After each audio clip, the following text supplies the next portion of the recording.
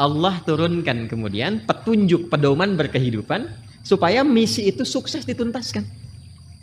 Ini bukti kasih Allah kepada kita. Tidak pernah memberikan kepada kita sebuah tugas berkehidupan kecuali diberikan perangkatnya. Demi Allah saya katakan, saking sayangnya Allah kepada kita, tidak pernah menugaskan apapun kepada hamba itu. Yang sering kita sebut dengan ujian itu. Jadi nggak mungkin setiap hamba itu diuji kalau tidak diberikan perangkat untuk menyelesaikan ujian itu. Jadi Allah tuh saking sayangnya, satu, menginginkan kita selalu tenang, senang, menginginkan kita terhormat. Jadi kurang sayang apa lagi? Kurang sayang apa lagi?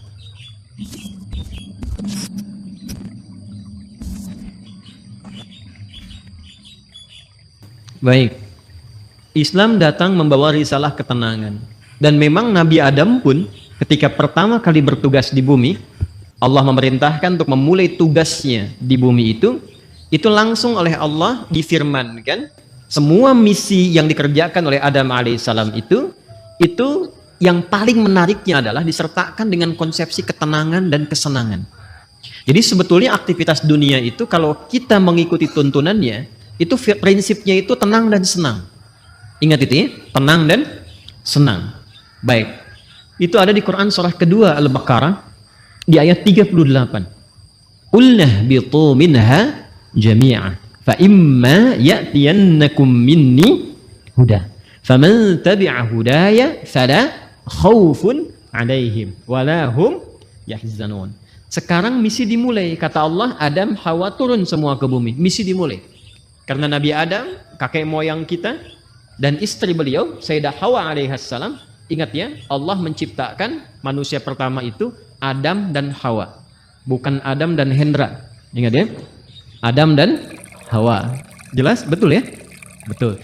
Jadi begitu kemudian disampaikan, misinya diviralkan. Apa tujuan mencipta Adam dan nanti keturunan yang disebut dengan Bani Adam, disebutkan 7 kali dalam Al-Quran itu, fungsinya adalah di bumi terkait dengan ibadah. Quran surah ke-51 ayat 56, "Wa ma khalaqtul jinna wal insa illa liya'budun." Nanti pekerjaan ibadahnya bukan di langit. Yang di langit ada malaikat yang bertasbih, bertahmid, bertakbis. Nanti di ayat 30 terusannya ditemukan. Ya kan? Wa nahnu nusabbihu bihamdika wa nuqaddisuh lak. Itu kan? Ada yang di langit. Cuma tugas kita bukan di langit. Tugasnya di mana? Di bumi. Itu yang dimaksudkan Al-Baqarah ayat 30. Wa idz qala rabbuka lil malaikati inni ja'ilu fil ardi khalifah. Tugas kita memakmurkan bumi. Tugas kita beribadah di bumi ini. Karena tugasnya di bumi, maka Adam diturunkan. Ketika sudah siap, diturunkan ke bumi. Yang paling menarik, perhatikan kalimatnya. Fa imma ya'tiyannakum minni hudan. Maka tatkala misi dimulai itu, bersamaan dengan misi dimulai, Allah turunkan kemudian petunjuk pedoman berkehidupan supaya misi itu sukses dituntaskan. Ini bukti kasih Allah kepada kita. Tidak pernah memberikan kepada kita sebuah tugas berkehidupan kecuali diberikan perangkatnya. Demi Allah saya katakan, saking sayangnya Allah kepada kita, tidak pernah menugaskan apapun kepada hamba itu. Yang sering kita sebut dengan ujian itu. Jadi nggak mungkin setiap hamba itu diuji kalau tidak diberikan perangkat untuk menyelesaikan ujian itu. Bahkan yang paling rahman, karena itu sifat rahman hanya dilekatkan kepada Allah, tidak yang lain. Quran surah ke-17 ayat 110, Qulid'ullaha awid'ur rahman. Ya, ibu masih punya rahim. Manusia masih bisa belajar dari keteladanan itu. Tapi rahman hanya milik Allah. Karena kasihnya begitu luas. Jangankan diberikan perangkat. Dengan sifat rahmat Allah itu, kaidah langsung diturunkan. Allah langsung memberikan penjelasan. Tidak mungkin bahkan seorang hamba diuji melampaui batas kemampuannya. La yukallifullahu nafsan illa. Itu sayangnya Allah kepada kita. Jadi nggak mungkin setiap kita itu diuji dengan persoalan.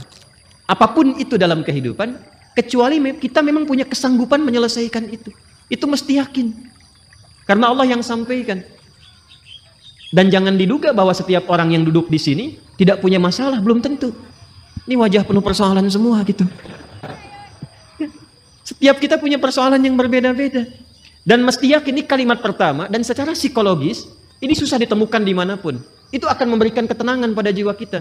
Jadi kalau bahasa psikologinya begini, ketika ada persoalan, katakan pada diri kita, kita pasti bisa menyelesaikan ini. Itu lebih menenangkan kepada jiwa dibandingkan membuat status.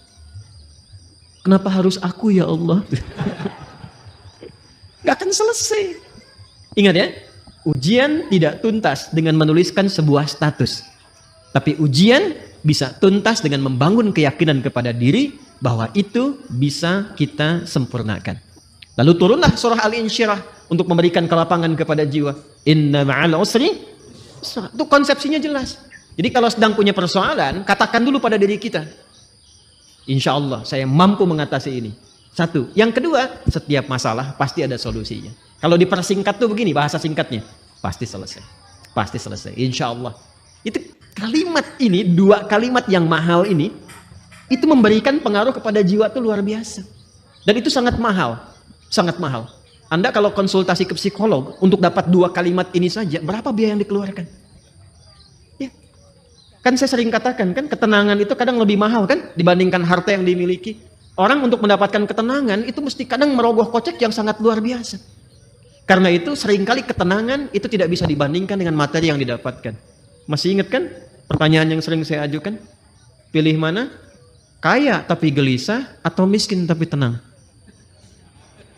Masih ingat 2 tahun lalu? Kaya tapi gelisah atau miskin tapi tenang? Coba. Nggak ada pilihan ketiga. Nggak mudah kan? Baik. Nah karena itu konsepsi dasar dalam kita berkehidupan itu mesti tenang. Saya kalau mengajar andanya nggak tenang, nggak mungkin pelajaran bisa disampaikan. Saya pun kalau sedang tidak tenang, nggak mungkin bisa menyampaikan materi dengan baik. Ketenangan itu penting. Karena itulah ketika Adam mulai diturunkan ke bumi kalimatnya. Faman tabi'a hudaya fala khaufun. Fala khauf itu tidak ada kegelisahan. Apa lawannya gelisah? Tenang. Jadi konsepsi dasar keberhidupan di bumi itu sesungguhnya penuh dengan ketenangan. Dasarnya itu. Kapan ketenangan itu tiba? Faman tabi'a hudaya. Ketika petunjuknya diikuti.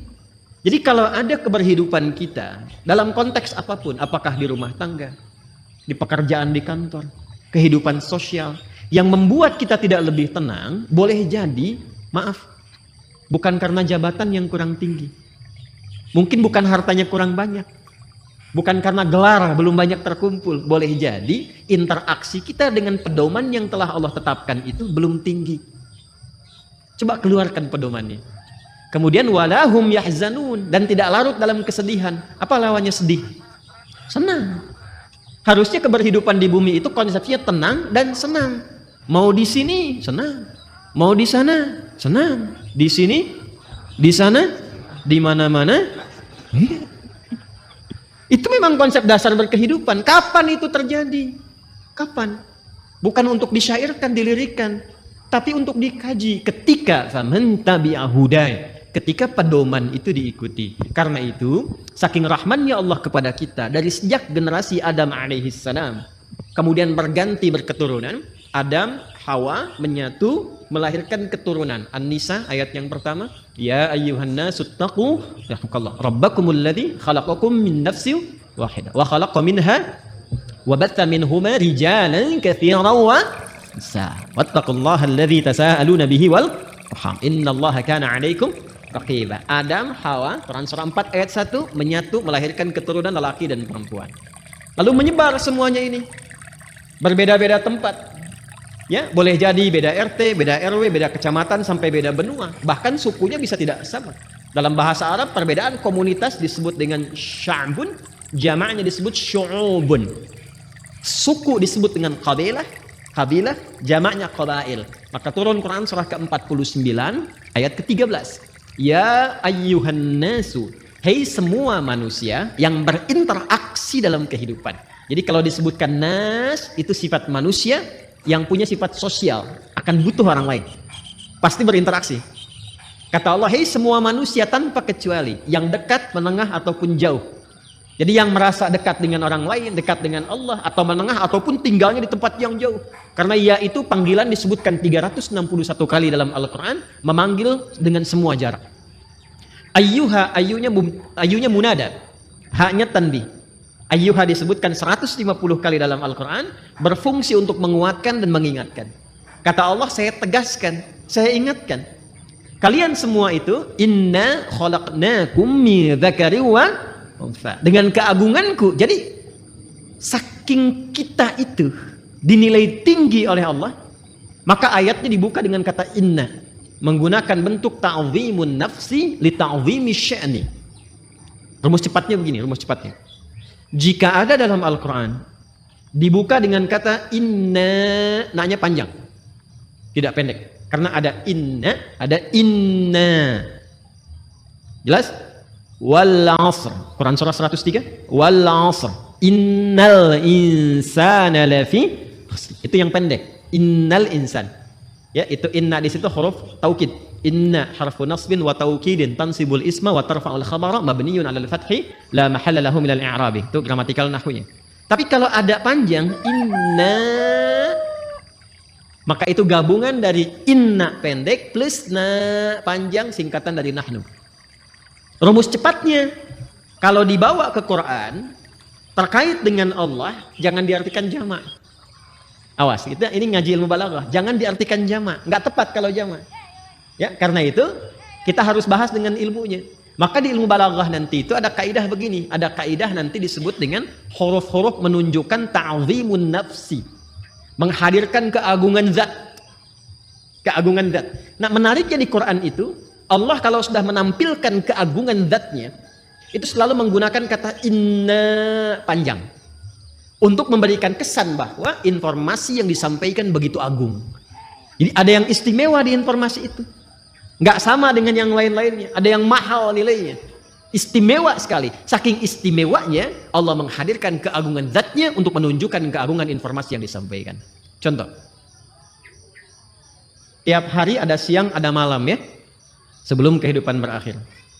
Malam itu kan normal, setiap berganti. Sekarang malam, kemarin ada malam? Ada ya? Baik, malam itu bahasa Arabnya lail. Tapi ketika yang ada istimewa di malam itu, makanya pakai tak di ujungnya. Dari lail jadi lailah. Saya tanya begini, kemarin saat Ramadan ada malam yang istimewa nggak? Namanya malam apa? Lailatul Qadar. Baik ya, kalau ada tak berarti istimewa ya. Coba lihat surahnya, surah ke-97. Bukankah ketika menyebutkan malam Al-Qadar itu di depannya pakai inna panjang? Inna anzalnahu fi, untuk memberikan kesan bahwa informasi yang disampaikan begitu istimewa. Nah, kita ini manusia itu bukan makhluk biasa. Ini makhluk istimewa, Pak, Ibu. Jadi jangan melihat diri kita itu sebagai sesuatu yang rendah, tidak. Allah murka itu. Ya, kita itu makhluk yang istimewa. Saking istimewanya, itu Allah sudah menyampaikan dengan kalimat yang sangat indah dan menghiasi kita dengan segala kemuliaan dari ujung kepala sampai ujung kaki. Itu mulia. Buka Quran surah ke-17 Al-Isra ayat ke-70. Walaqad karramna bani Adam. Tuh, ada lam, ada qad. Lamnya taukid, qadnya tahqiq. Ya, jadi qad itu bisa tahqiq, bisa takrib, bisa taukid. Walaqad karramna, dan aku tegaskan kata Allah, aku jamin. Dengan keagunganku kata Allah, aku berikan semua sifat-sifat kemuliaan pada semua anak cucu Adam. Jadi dari ujung kepala sampai ujung kaki itu kita itu mulia. Ingat, harus paham ini ya.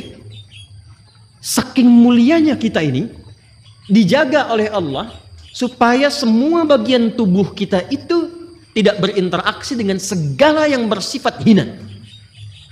Karena itu semua fungsi tubuh kita harus digunakan pada yang baik-baik, pada yang mulia-mulia. Untuk itulah kenapa ada ayat turun membimbing tentang bagaimana cara menatap. Jadi melihat saja diatur. Kalau binatang kan tidak diatur. Coba lihat, monyet kan segera dilihat kan? Halo? Kenapa jadi tegang begini? Coba keragunan. Lihat monyet. Monyet segala dilihat kan? Apa saja dilihat? Pisang dilihat, kacang dilihat, antum dilihat. Ibu-ibu mau pakai jilbab mau nggak pakai jilbab dilihat juga. Mau yang ada aurat, yang terbuka aurat, yang tertutup dilihat juga. Itu siapa? Monyet. Saya ulang, itu siapa? Monyet. Jangan disalahkan. Ada ibu-ibu lewat misalnya aurat terbuka, dilihat. Wih, haram, nggak bisa, monyet kok. Karena kita bukan monyet, kita bukan binatang, maka diatur. Penglihatannya diatur, jangan melihat yang tidak mulia kata Allah, karena matamu itu mulia. Maka turunlah Quran surah Cahaya, surah 24 ayat 30 untuk laki-laki, ayat 31 untuk perempuan. Qul lil mu'minina yaghuddu min absar wa qul lil mu'minati yaghuddna min absar. Kata Allah, kamu itu makhluk mulia. Karena itu pandanganmu pun harus mengarah pada yang baik saja. Ketika yang dipandang itu nggak bagus, palingkan. Ghaddul basar itu bukan nggak boleh lihat. Ketika yang dilihat tidak layak, jangan dilihat. Gambar-gambar yang tidak elok, jangan dilihat. Tontonan yang tidak bagus, jangan dilihat. Proyek yang bukan punya Anda, jangan dilihat. Alas kaki keluar dari sini bukan punya Anda, jangan dipaksakan dilihat-lihat. Paham? Kenapa? Karena kita itu mulia. Maka muncul hukum haram. Haram itu akarnya seakar dengan kata hurmah. Diserap ke dalam bahasa Indonesia menjadi hormat. Hormat itu dari bahasa Arab. Asalnya hukum haram itu, ini dasarnya filosofinya, maknanya. Kenapa hukum haram ini muncul? Dasarnya bukan ingin membatasi manusia beraktivitas, bukan. Tapi Allah menginginkan kehormatan kita terjaga. Jangan dilakukan. Kalau kamu mengerjakan ini, kehormatan kamu runtuh di hadapan Allah dan manusia. Coba silahkan cek. Kalau ada orang mencuri dan diketahui mencuri dipublikasikan, kehormatannya runtuh tidak? Runtuh. Pezina diketahui, runtuh. Pembegal, pencuri, perampok, koruptor, terbuka, runtuh. Allah tidak ingin. Allah tuh sayang dengan kita. Jangan sampai terjadi. Jadi tidak harus semua dilihat. Yang melihat semuanya tanpa batasan, siapa? Jadi kalau ada manusia ingin selalu melihat tanpa ada batasan, ya patut dipertanyakan, di mana nilai kemanusiaannya? Jelas sampai di sini? Ini gambaran ujung kepala sampai dengan ujung kaki. Jadi Allah tuh saking sayangnya, satu, menginginkan kita selalu tenang, senang, menginginkan kita terhormat. Jadi kurang sayang apa lagi? Kurang sayang apa lagi? Nah, dan yang paling menarik adalah ketika kita terlahir ke muka bumi ini, diberikanlah kemudian bekal-bekal untuk mendapatkan itu semua. Ini karena edisi spesial, saya akan menggali ini saja, karena ini sekaligus yang memberikan sebuah petunjuk langsung dari Al-Quran dan hadis-hadis Nabi Muhammad SAW untuk mendapatkan ketenangan tadi, kenyamanan tadi, keterjagaan tadi. Maka sejak manusia terlahir, diberikanlah fitrah berkehidupan, ditanamkan dalam jiwanya yang akan menjaga dia tetap dalam status yang terhormat di hadapan Allah. Itulah potensi fitrah yang disebut dengan takwa. Maka turunlah Quran surah ke-91 di ayat 7 sampai dengan ayat 10. Wa nafsi wa ma sawwaha. Dan demi jiwa setiap manusia yang disempurnakan penciptaannya. Fa'alhamaha fujuraha wa taqwa. Maka demi menyempurnakan itu, ditanamkanlah pada dirinya fitrah, potensi-potensi kebaikan, yaitu satu, katalisnya namanya fujur, dan inti hidup berkebahagiaan itu yang disebut dengan takwa.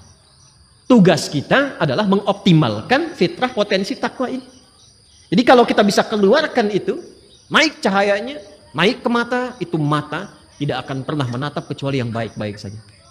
Turun ke lisan, lisan orang yang sudah punya takwa, itu lisannya akan terjaga. Tidak pernah dia bertutur kecuali yang mulia saja.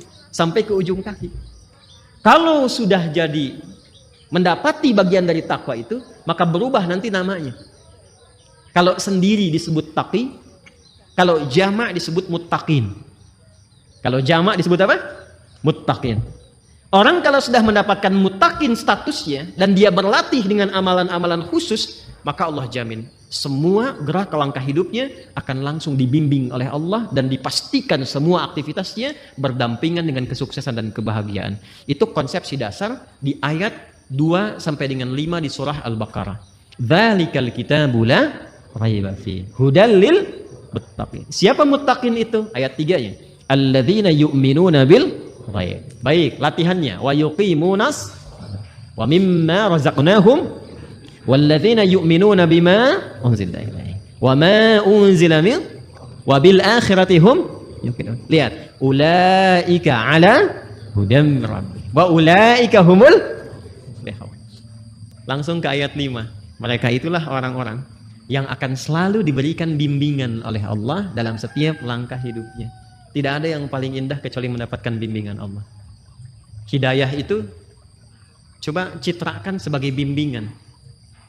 Ya, betul petunjuk dalam bahasa Arab. Petunjuk betul. Tapi petunjuk itu kalau kita tarik lebih dekat jadi terbimbing kita kan? Bimbingan dalam berkehidupan. Ada orang-orang yang selalu dibimbing Allah.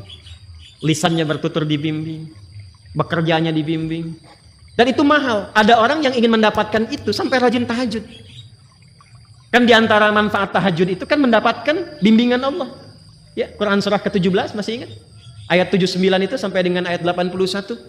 Wa minal laili fatahajjad bihi nafilatan laka asa ay yab'atsaka rabbuka maqaman mahmuda. Kemudian apa yang terjadi? Wa qur rabbi adkhilni mudkhala sidqin wa akhrijni mukhraja sidqin waj'alni lil muttaqina masyaallah waj'alni min ladunka sultanan nasira.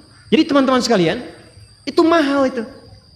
Untuk dapat hudan itu, bimbingan Allah yang menyertai aktivitas kita, ada amalan-amalan dasarnya setiap hari. Tahajud, Quran, itu jangan salah tuh. Makanya saya tuh sering cerewet, dekati Quran, sampai bikin komunitas, ya sampai kita mencoba untuk menjadi bagian ahli Quran. Karena mahal, yang dicapai itu bukan sekedar interaksinya, bimbingan Allahnya, kebahagiaannya gitu, ya, kesuksesannya. Pertanyaan terbesarnya, apakah sampai detik ini kita sudah menjadi bagian dari insan bertakwa atau belum? Kalau sudah mendapati itu, kita bagaimana cara mempertahankannya? Kalau belum mendapati itu, bagaimana mengoptimalkannya? Itu yang coba kita gali di pertemuan malam hari ini. Kita akan mengaji malam ini dengan nuansa ilmiah yang tinggi. Karena itu butuh fokus yang luar biasa.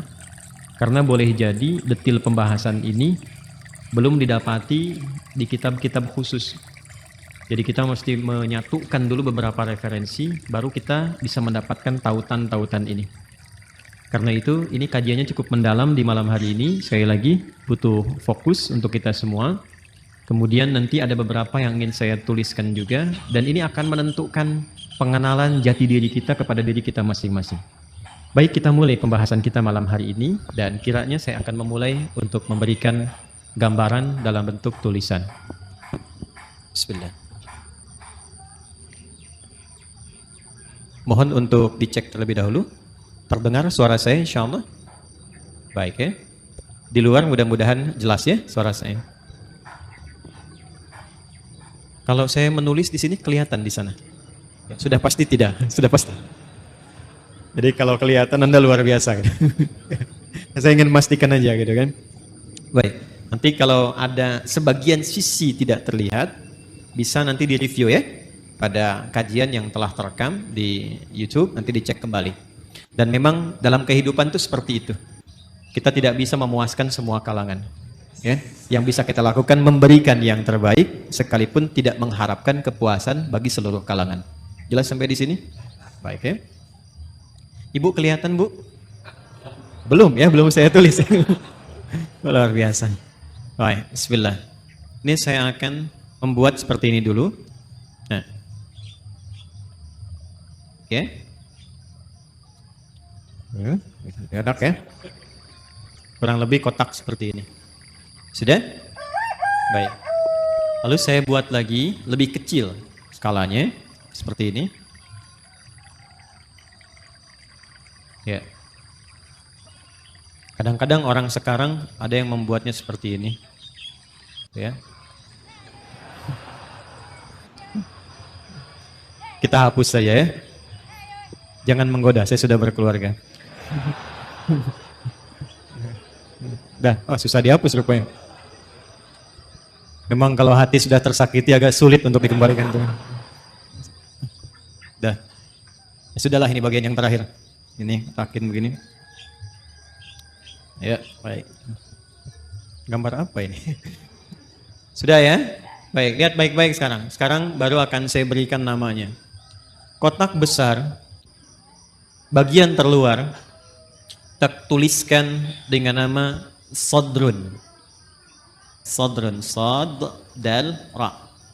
Jamaknya Sudur. Sudah? Tenang, pelan-pelan dulu. Saya tes ya. Kotak besar bagian terluar diberi nama dengan apa? sadrun. Jamaknya apa? Sudurun. Di dalam kotak ini ada yang skalanya lebih kecil. Yang kedua nih, setelah kotak yang besar, di dalamnya ada lagi. Ini ilustrasi saja ya. Saya buat kotak lagi, diberi nama qalbun.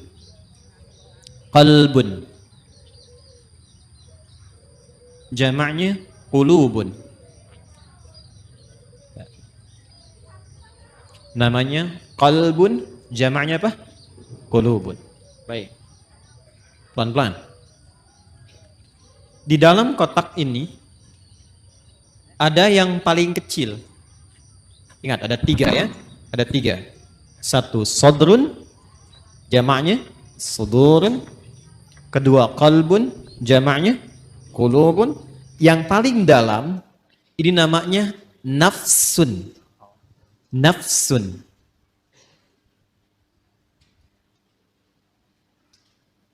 Nafsun. Apa jamaknya? Nafsun.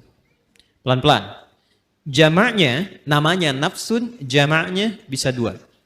Bisa anfus, bisa nufus. Ya? Bisa anfus, bisa nufus. Ya. Anfus dan nufus. Infus tidak ada kaitannya. Ya. Jadi nafsun jamaknya anfus dan nufus. Sudah. Di dalam nafsun ini ada 2 fitrah yang Allah tanamkan dalam jiwa kita. Dan ini inti kehidupan kita ada di sini. Inti kehidupan kita. Jadi seseorang mengalami kehidupan kalau tinjauan dari fisikanya, biologinya, kan? Ketika jiwanya, rohnya sudah ada, maka dia mulai bergerak, maka dipandang hidup. Tapi bagaimana dia bergerak itu ada inti kehidupannya. Maka di dalam nafsun ini ada inti hidup kita. Ada 2 ditanamkan di dalamnya. 1, ada kutub positif, disebut dengan takwa. Ada lawan dari sini, terlihat sekilas lawan. Padahal nanti intinya sebetulnya sebagai katalis ya, untuk mensupport supaya nilai takwa ini muncul. Yang kedua disebut fujur namanya. Ya. Dan ini nanti sifat kehidupan, ini akan seperti ini. Selalu ada positif, negatif. Kutub positif, kutub negatif. Apapun itu, kalau mau ditarik ke dunia elektrik juga seperti itu. Di baterai itu kan ada kutub positif, ada kutub negatif. Di kimia itu di atom ada proton, ada elektron. Gitu kan ya? Baik. Kita lepaskan dulu semua itu. Kita kenali diri kita saja supaya tidak terlampau melebar. Nah, ini inti jiwa kita itu di dalam diri kita yang terdalam itu ada ini, ada takwa dan fujur. Dalilnya apa? Ke Quran surah 91 Asy-Syams ayat 7 sampai 10 tadi yang Anda tuliskan yang pertama kali. Wa nafsin wa ma sawaha. Dan demi nafas ini, demi jiwa, demi nafas yang telah sempurna penciptaannya. Ya, sawwa itu sempurna. Kapan itu sempurna menjadi nafas? Ketika roh mulai masuk ke dalam diri, ke dalam jasad. Di usia 4 bulan. Jadi usia 4 bulan itu roh ditiupkan menyatu ke dalam jasad. Pelan-pelan. Dari mana taunya? Nanti dibuka hadis Nabi Muhammad SAW.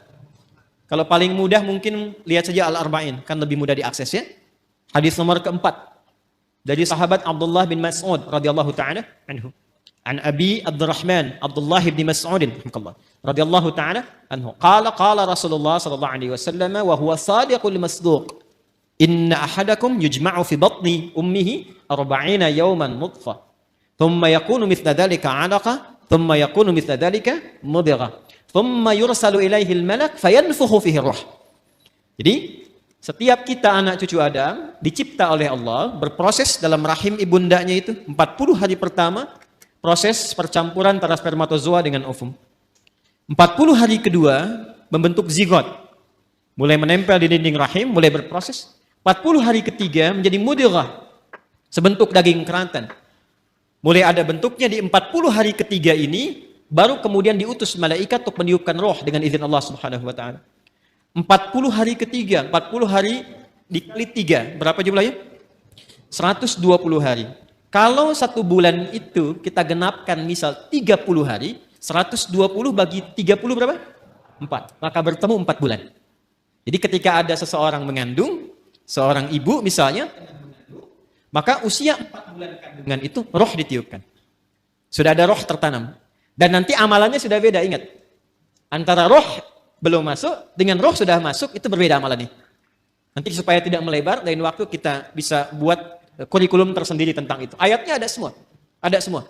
Jadi apa amalan suami istri, amalan suami, amalan istri, amalan suami terkait nafkah, ada. Jangan sampai membawa sesuatu yang haram. Dibawa ke rumah, diolah oleh istri, dimakan, masuk ke kandungan. Janin itu kasihan. Belum terlahir sudah mengonsumsi yang haram, itu bahaya itu. Bahaya. Dan nanti mengembalikannya nggak mudah. Ya, yuk pelan-pelan. Kembali ke sini. Nah, usia 4 bulan kandungan, ditiupkan roh. Di situ kemudian terjadi dialog kita untuk berkomitmen menuhankan Allah. Nanti ada diabadikan di Quran surah ke-7 Al-A'raf ayat 172. Tadi saya berjanji detailnya tidak saya tuliskan dulu. Ini untuk melengkapi apa yang tadi disampaikan. Wa idh akhadha rabbuka min bani adama min zuhurihim dzurriyyatahum wa ashhadahum ala anfusihim alastu bi rabbikum qalu bala syahidna. Jelas sampai sini? Nah, ini usia 4 bulan kandungan. Ketika roh ditiupkan, menyatu kemudian dengan jasad, maka berubah nanti namanya menjadi nafas. Jelas? Berubah menjadi apa?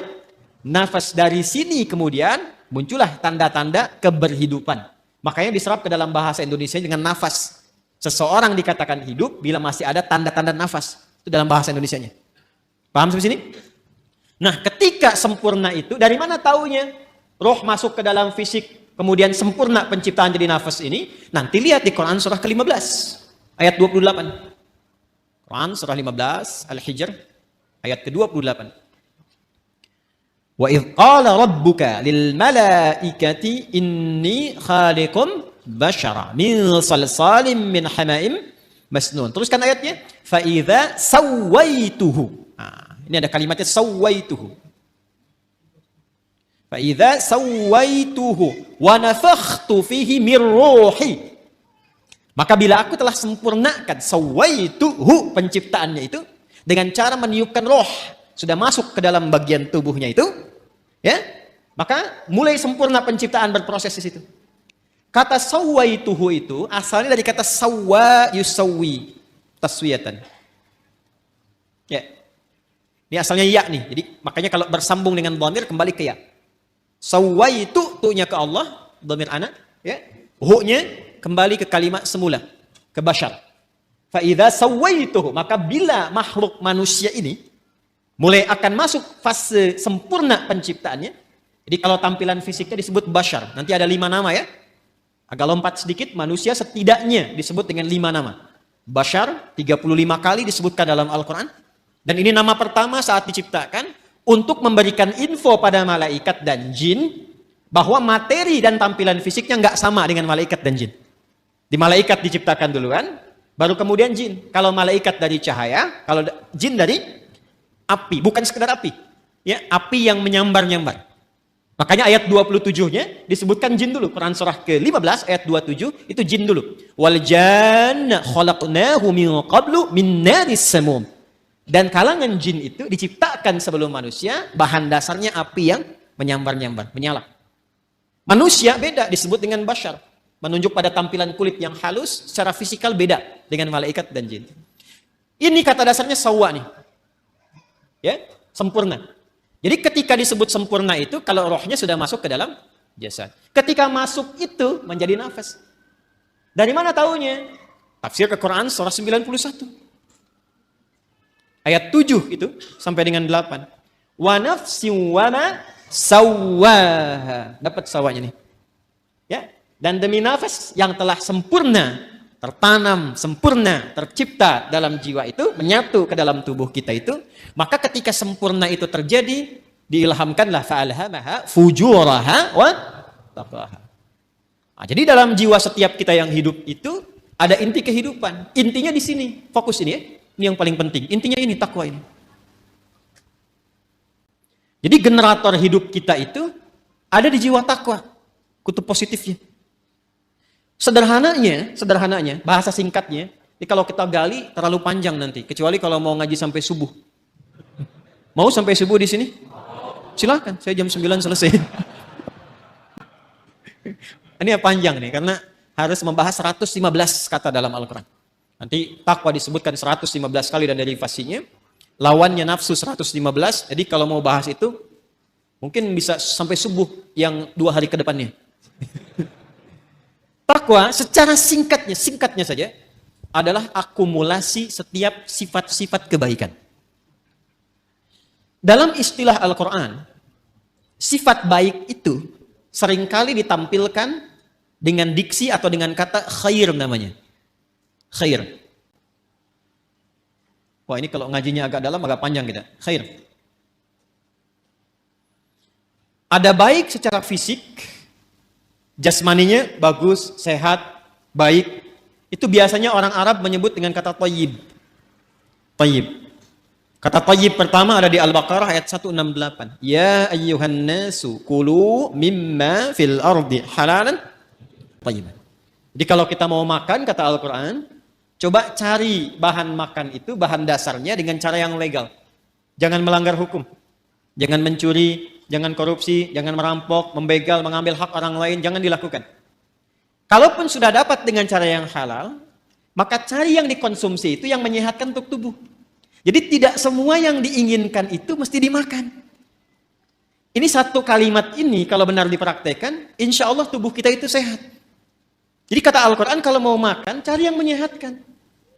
Boleh, silahkan. Mungkin variasi menunya ada. Tapi sekiranya tidak menyehatkan, tidak harus dikonsumsi. Jelas ya? Itu indah sekali. Sehingga membuat tampilan fisik kita itu sehat. Sambal, bagus. Tapi sambal satu baskom, tidak bagus. Membuat fisiknya sehat, kuat, itu namanya apa? Thayyib. Tapi kan tidak semua yang fisiknya sehat itu, sifatnya juga sehat. Kan ada orang-orang yang tampilannya bagus, rapi, bersih, fisiknya kuat, tapi sifatnya kan nggak baik juga. Kan ibu tahu ya, Bang Thayyib itu. Dia kan sehat sebetulnya kan, fisiknya kuat. Tapi 2 kali puasa, 2 kali lebaran, pulang-pulang. Ada apa itu? Nah, sekarang banyak yang fisiknya bagus. Berdasi, berjas, tapi pencuri juga. Ya, penipu juga. Ya, dan turunan-turunan yang lainnya. Kita tidak menginginkan itu. Ketika kebaikan fisik diiringi dengan kebaikan sifat, maka sifat itu disebut khair namanya. Khair. Nanti ada 6 ya. Ini untuk informasi saja cepat, karena kita nggak mau bahasin terlalu jauh. Ada thayyib, ada khair, ada ma'ruf, ada ihsan, ada salih. Yang ke-6 ada birrun. Ya. Nanti lain waktu kita bisa turunkan kalau sedang membahas itu. Ya. Sekarang kita beralih ke sini saja dulu, ke khair. Jadi khair itu semua jenis-jenis sifat yang kita nilai baik. Jujur baik tidak? Itulah khair. Sabar baik? Baik, sabar. Rendah hati, tawadhu. Jadi semua sifat-sifat baik itu ada di sini. Karena itu yang paling menarik, masyarakat di zaman jahiliyah yang kehilangan sifat-sifat baik itu, sehingga seakan tidak mengenal sifat baik. Yang kaya ada, tapi karena tidak kenal sifat baik, kekayaannya digunakan pada yang tidak baik. Yang pintar ada, tapi karena tidak mengenal sifat baik, kepintarannya digunakan untuk berbuat yang tidak baik. Karena itu di zaman jahiliyah komplit semua. Pezina banyak, pemabuk ada, pembegal komplit, bahkan sekampung begal semua ada di kota Ghifar itu. Ya, ada semuanya. Tapi ketika Allah Subhanahu wa taala menghendaki memilih Rasulullah sallallahu alaihi wasallam, memberikan pencerahan, membawa risalah rabbaniyah dengan Al-Qur'an itu, maka alhamdulillah berhasil merubah, mentransformasikan dari masyarakat jahiliyah, dikenalkan sifat-sifat baik lewat Quran itu. Ditunjukkan, dibimbing. Sehingga berubah. Kebayang enggak teman-teman sekalian? Enggak kan? Kan belum saya sebutkan. Dari yang tadinya itu keras, preman, jadi kekerasannya dialihkan pada ketegasan. Sehingga dibawa kemanapun jadi berkeadilan. Yang tadinya itu seorang yang royal, ya, dibawa kepada sifat-sifat sedekah, jadi senang berbagi. Yang tadinya angkuh, jadi tawadhu. Sehingga ketika mereka pun kemudian ikut Nabi ke Yathrib, Yathrib itu satu tempat yang sangat tertinggal jauh, ekonominya resesi, di bawah resesi. Kencang lah. Konflik sosialnya tinggi. Aus Khazraj itu 6 abad belum pernah selesai pertikaiannya. Dibawa risalah ke sana, sifat-sifat ini muncul, jadi berubah menjadi suasana kota yang tercerahkan. Semua sifat baik ada di situ dan kisahnya viral. Sampai viral ke seantara wilayah Jazirah Arab, sehingga kalau orang mengatakan ada orang jujur di mana? Di sana tuh, Yasrib itu. Kalau mau cari orang paling tawadu, ada di sana tuh.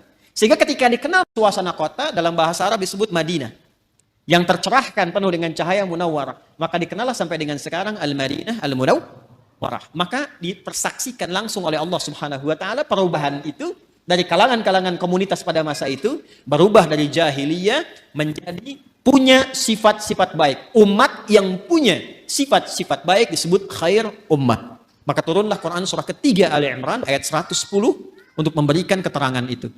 Kuntum khaira ummatin ukhrijat linnasi ta'muruna bil ma'ruf wa tanhauna 'anil munkar wa tu'minuna billah. Yang ingin saya katakan, kumpulan semua sifat-sifat baik ini kalau kita kumpulkan, akumulasinya itu ada di takwa di sini. Karena itu setiap manusia yang terlahir itu punya kecenderungan berbuat baik, siapapun dia. Itu diantara fitrah. Nah, ini yang disebut fitrah tuh ini. Jadi kembali ke fitrah tuh kembali ke sini. Ya, kembali ke fitrah, kembali ke sini. Menjadi lebih meningkat, tereksplor jiwa takwanya. Apa diantara fitrah itu? Yang pokok 2. Satu adalah kecenderungan pada kebaikan. Karena itu manusia sejelek apapun itu tetap sebetulnya punya fitrah baik dalam jiwanya. Punya fitrah baik. Karena itu pencuri pun itu pada hakikatnya nggak mau dicuri. Silahkan cek. Ya, pencuri pun nggak mau dicuri. Ya, siapapun penipu pun nggak mau ditipu. Kan saya pernah cerita 2 tahun lalu, masih ingat? 2 tahun lalu kan? Ya kan? 3 orang pencuri, 1 ketuanya, 1 asisten, yang 1 anggota kan? Begitu mereka mencuri itu, tiba-tiba setoran. Biasa setorannya sekian, yang 1 kurang, yang asisten. Begitu dicek ternyata dia nyimpan di belakang sakunya. Ketahuan, kata bosnya, kamu mencuri ya, padahal mereka baru mencuri. Jadi sejatinya setiap manusia itu tidak ingin berbuat curang. Hatinya pasti menolak. Nah, itu fitrah yang harus disentuh untuk kembali. Karena itu saya tidak terbiasa untuk mencela misalnya. Ya, yang sudah tercela itu nggak harus dicela lagi.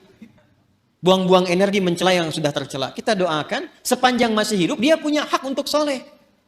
Orang salah itu, ingat ini ya, orang salah itu sepanjang masih berkehidupan tetap punya hak untuk soleh.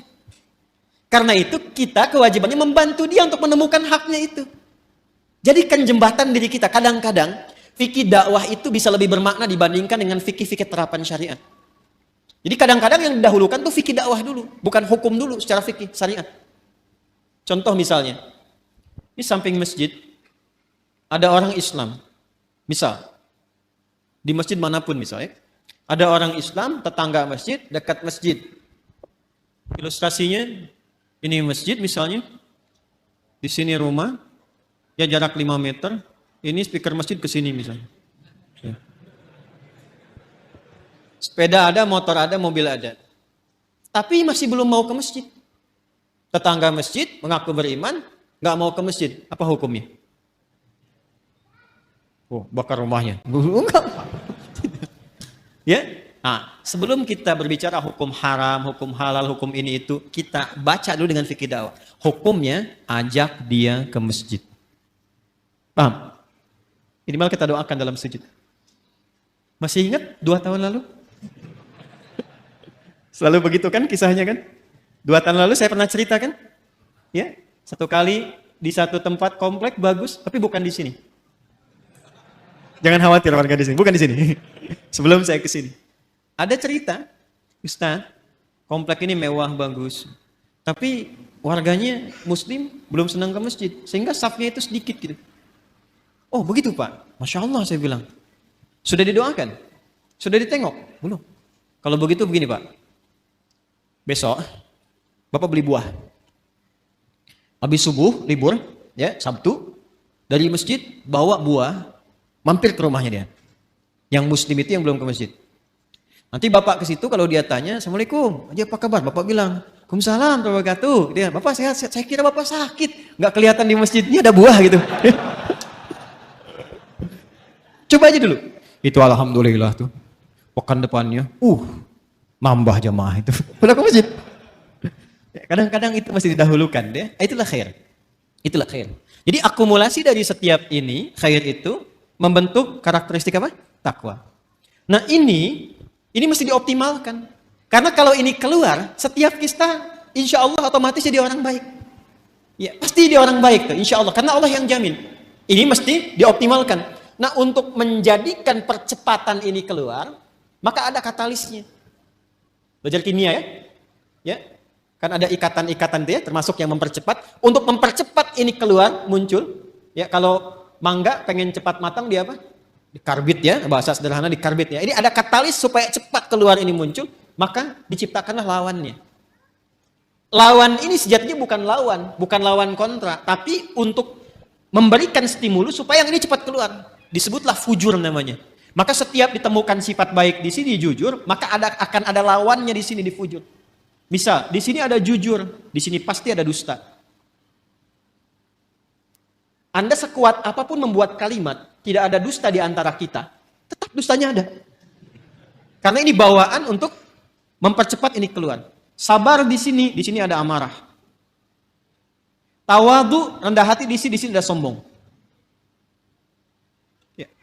Karena selalu berlawanan. Wa min kulli syai'in khalaqna zawjaini la'allakum tadhakkarun. Segala hal itu aku ciptakan berlawanan supaya kalian sadar, kata Allah, hanya aku yang tunggal, yang tidak punya pasangan. Itu ada di Quran surah 51 ayat 49. Nah, konsepnya begini. Teruskan. Wa nafsi wa ma sawwaha fa'alhamaha fujuraha wa taqwaha. Nah, konsep dasarnya ayat 9-nya. Kalau kita bisa mempraktekkan ini, insya Allah lebih damai, lebih tenang, lebih bahagia. Walaupun mempraktekkan tidak semudah mengucapkan. Qad aflaha man zakka. Dijamin kata Allah. Jadi qad itu ada tahqiq, ada takrib. Takrib itu untuk mendekatkan sesuatu. Jadi kalau informasi ada pakai qad, berfungsi takrib, artinya momennya sudah dekat. Misal, kan kalau mau salat ada iqamah ya? Qad qamatis salatu, qad qamatis salah. Nah, dengar itu? Dengar ya? Qad qamatis salah, maksudnya apa? Salat sudah dekat, siap ditunaikan. Qadnya takrib di situ. Ada yang bermakna tahqiq, taukid, penguat, penjamin. Ya, yang di sini itu penjamin, penguat. Ya, qad aflaha man zakkaha. Kata Allah, aku jamin. Orang akan mendapatkan atau cenderung lebih bahagia, lebih sukses, lebih nyaman hidupnya, zakkaha bila mampu menyucikannya. Ini mahal sekali kalimatnya. Teman-teman, ikhwan, ibu dan bapak, mencuci, tahu mencuci? Sudah pernah nyuci kan? Mencuci, misal, mencuci pakaian, baju. Kalau ada orang mencuci baju, maaf, yang dibuang itu kotorannya atau bajunya? Kotorannya, yakin ya? Bukan bajunya kan? Oh ya. Jadi kotorannya. Supaya apa dicuci? Bersih. Apa lawannya bersih? Kotor. Masya Allah. Jadi kotor itu diciptakan oleh Allah bukan untuk menjadikan tampilan kita kotor, bukan. Tapi untuk menampakkan kebersihan. Sebab gak mungkin ada bersih kalau gak ada kotoran. Jadi filosofi kotor itu bukan untuk menjadikan kita menjadi kotor, bukan. Tapi supaya bersihnya tampak. Sebab kalau nggak ada kotornya ngapain dicuci? Jelas ya? Nah, jadi ini poinnya. Jadi cara membacanya itu, ini kalimatnya tinggi. Makanya dibacanya nanti pakai isti'arah di balaghah. Membacanya tinggi sekali. Jadi mencuci itu bukan bermaksud menghilangkan jiwanya. Bukan. Bukan menghilangkan pakaiannya. Tapi ditampakkan lawannya ini supaya yang bersih muncul. Gelas bisa dilap. Kapan dilap? Kalau kelihatan ada debunya. Wajah dilap-lap. Kenapa? Karena ada kotoran yang tampak di wajah. Kalau nggak ada yang kotor, ngapain dilap? Jelas ya? Baik. Nah ini cara membacanya, terapkan ke sini. Amarah itu diciptakan bukan ingin menjadikan seseorang itu pemarah, bukan. Tapi supaya sabarnya muncul. Sebab kalau marah nggak diciptakan, bagaimana sabar bisa muncul? Tuh, kan? Di luar nggak tahu tuh. Ya, coba deh begini. Maaf ya, ibu nanti bu, suami pulang dari kantor ke rumah nih. Pokoknya nggak ada apa-apa, nggak ada hujan, nggak ada angin, nggak ada macam-macam, nggak ada permasalahan. Begitu buka pintu, Assalamualaikum, ibu jawab Waalaikumsalam, ibu langsung bilang, sabar ya Pak, sabar gitu. Kira-kira respon pertama apa yang akan ditampilkan oleh suami? Mama sehat. Nggak mungkin kan itu muncul, kecuali ada amarah dulu, baru sabar muncul. Jadi ternyata sabar itu bisa muncul kalau amarahnya sudah keluar. Maka cara memandang setiap persoalan itu paling gampangnya, ingat ya, tadi saya katakan mudah diucapkan, tapi juga tidak mudah untuk dipraktekkan, perlu berlatih. Ketika ada sesuatu yang tidak disukai, cepat cari lawan yang disukai. Karena fujur itu ditampilkan supaya takwanya muncul. Jadi kalau sekiranya Anda melihat berita, mendengar misalnya, ya, ada yang berdusta, tandanya kita harus jujur. Ada yang sombong, tandanya kita harus rendah hati. Ada yang cemberut, lawan cemberut apa? Senyum. Ada yang menangis, lawan menangis apa? Ibu pulang ke rumah, datang suami. Suami lihat istri sedang cemberut. Ya kan? Waalaikum. Ini ada gelang baru 1 kilo. Oh. Biasa. Tapi kan ini nggak mudah. Apalagi kalau ada persoalan-persoalan hikmah, kadang-kadang nggak seperti itu pula. Tapi ini standarnya. Jadi yang saya ingin katakan adalah, itu di takwa semua sifat baik. Yang fujur itu katalis, stimulusnya supaya cepat naik. Persoalannya apa? Persoalannya, kalau fungsinya itu tidak sesuai seperti yang Allah tetapkan. Jadi keluar dari fungsi. Nah ini yang diinginkan oleh setan. Setan itu, sejak mula dia mengajukan proposal untuk menggoda anak cucu Adam dan ikut turun ke bumi, dia sudah mengajukan permohonan kepada Allah untuk menggoda, memanfaatkan sifat fujur supaya dia berdiri sendiri, bocor, keluar punya jalur sendiri. Yang seharusnya mensupport takwa muncul, dibikin bocoran di sifat fujur itu supaya keluar sendiri punya jalur. Itu ada di Quran surah keempat An-Nisa ayat 118. Ya. La'anahullah. Kemudian dia berkata, waqala la'attakhidanna min 'ibadika nasiban mafruḍa. Coba Pak, lihat. Nanti kalau ngaji lagi bawa mushaf ya. Ya, Quran surah keempat ayat 118. Paling kanan tuh agak ke bawah. Setan dilaknat oleh Allah, lantas dia mengajukan permohonan. Ya Allah, perkenankan aku. Ya, berikan aku kesempatan untuk membuktikan aku lebih hebat dibandingkan dengan Adam, katanya. Selalu begitu. Caranya bagaimana? Aku ingin menggoda, memberikan sebuah jalan baru secara halus supaya satu bagian dari 2 bagian fitrah manusia itu, ya, aku berikan jalur sendiri supaya keluar. Dan dari situ muncul kemudian maksiat, keluar bergeser. Bergeser dari jalur yang benar itu disebut dengan fusuk, ya, pelanggarannya disebut dengan asa, sifatnya disebut dengan maksiat.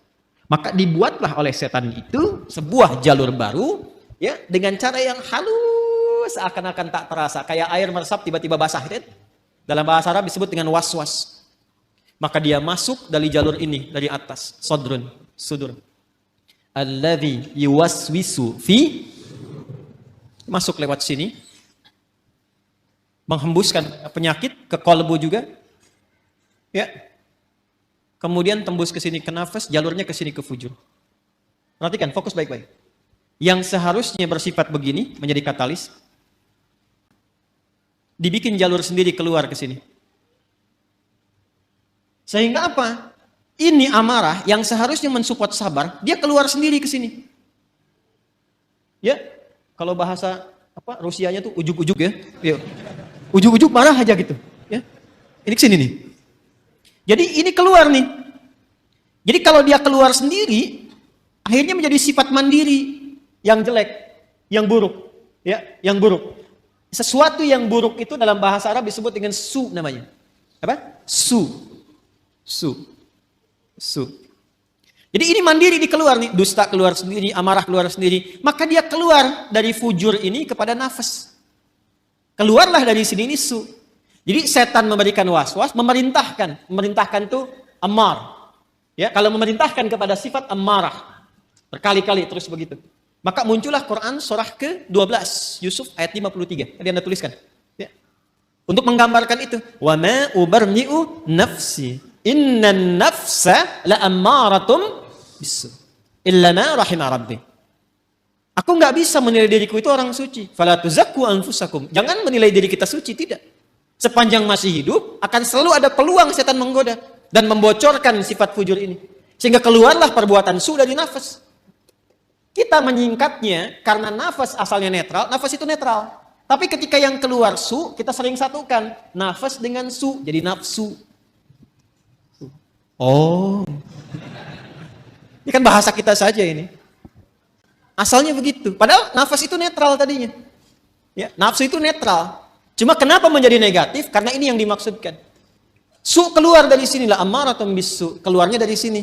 Ini yang menjadikan kadang-kadang manusia alih-alih dia jujur, kemudian dia berdusta. Alih-alih dia tawadhu, kemudian dia sombong. Penyebabnya itu. Ya, penyebabnya itu. Ini yang menjadikan dalam jiwa kita selalu ada pergolakan. Ya, selalu ada pergolakan, nggak pernah berhenti, nggak pernah selesai. Ini pun Anda keluar dari sini, itu nggak selamanya langsung pada satu tujuan. Pasti akan bergolak dulu nih. Ya, ini masih macet, tar aja dulu sini dulu gitu kan. Aduh cepat pulang, gini macam-macam tuh. Ya, akan ada selalu seperti itu. Nah, sesuatu yang bergolak, tidak pernah tenang pada satu keadaan, itu bahasa Arabnya disebut dengan kolbun. Dari kata qoluba yaqlabu.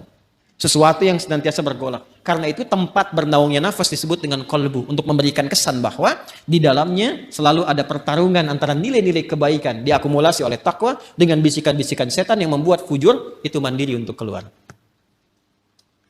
Apakah Allah membiarkan begitu saja? Tidak. Allah punya sifat Rahman, punya sifat Rahim, dan rahmat Allah kepada hambanya itu tidak bisa dinilai. Saking luasnya. Saking luasnya.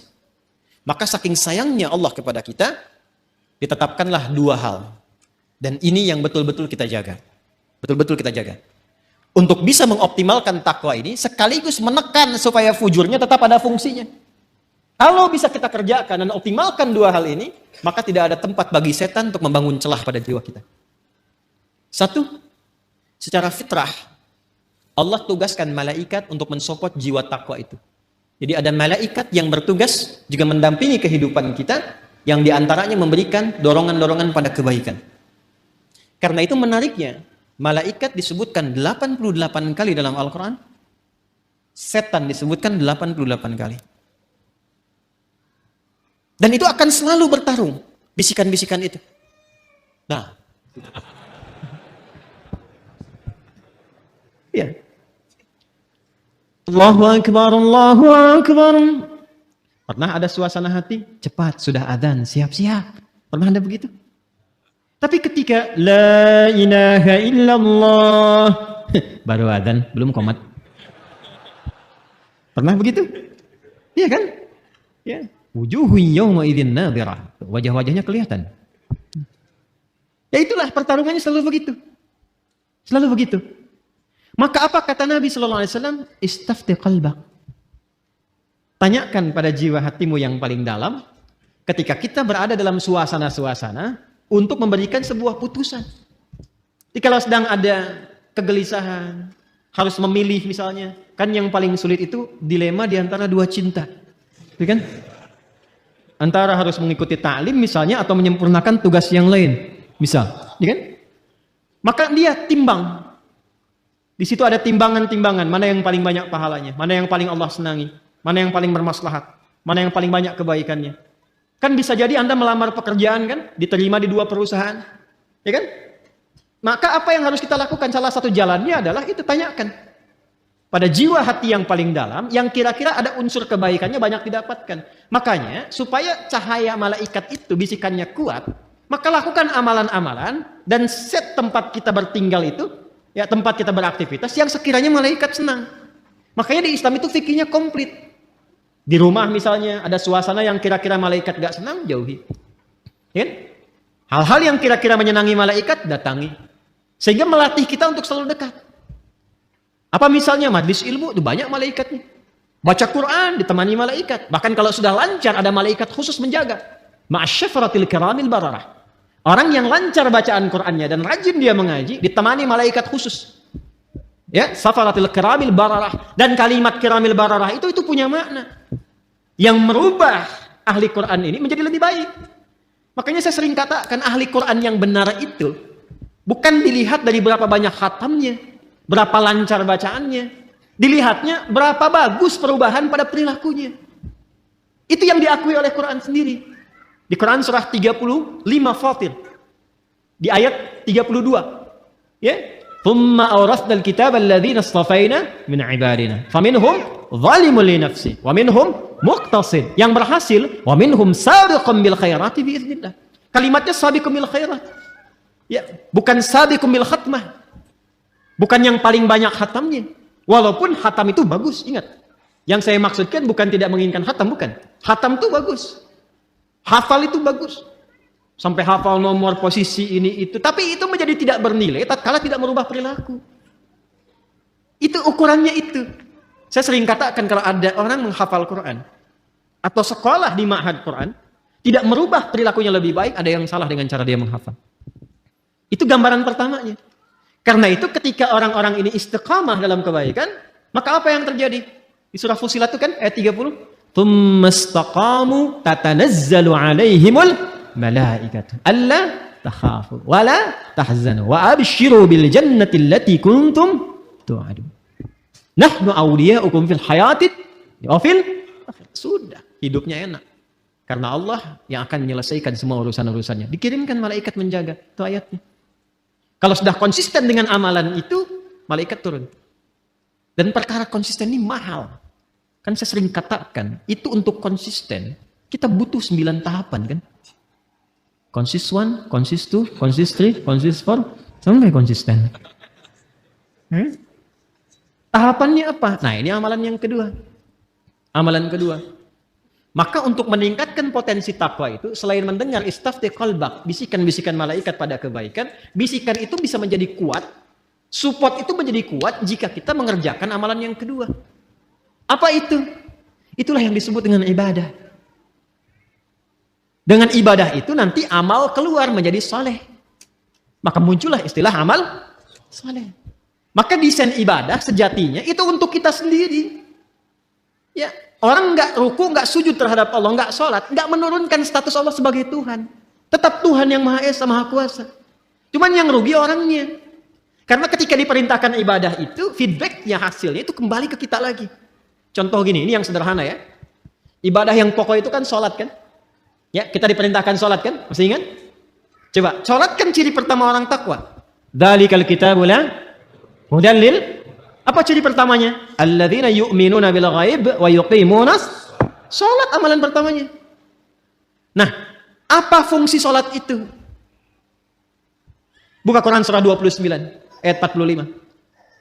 Utslu ma uhiya ilaika minal kitab wa aqimis shalah. Innas salata tanha 'anil. Nah, teman-teman, fahsya dan mungkar itu sumbernya di sini, di fujur. Di sini semua. Jadi kalau sholatnya benar, ini tertekan nih. Akhirnya fungsinya tetap ke sini. Yang ini yang naik.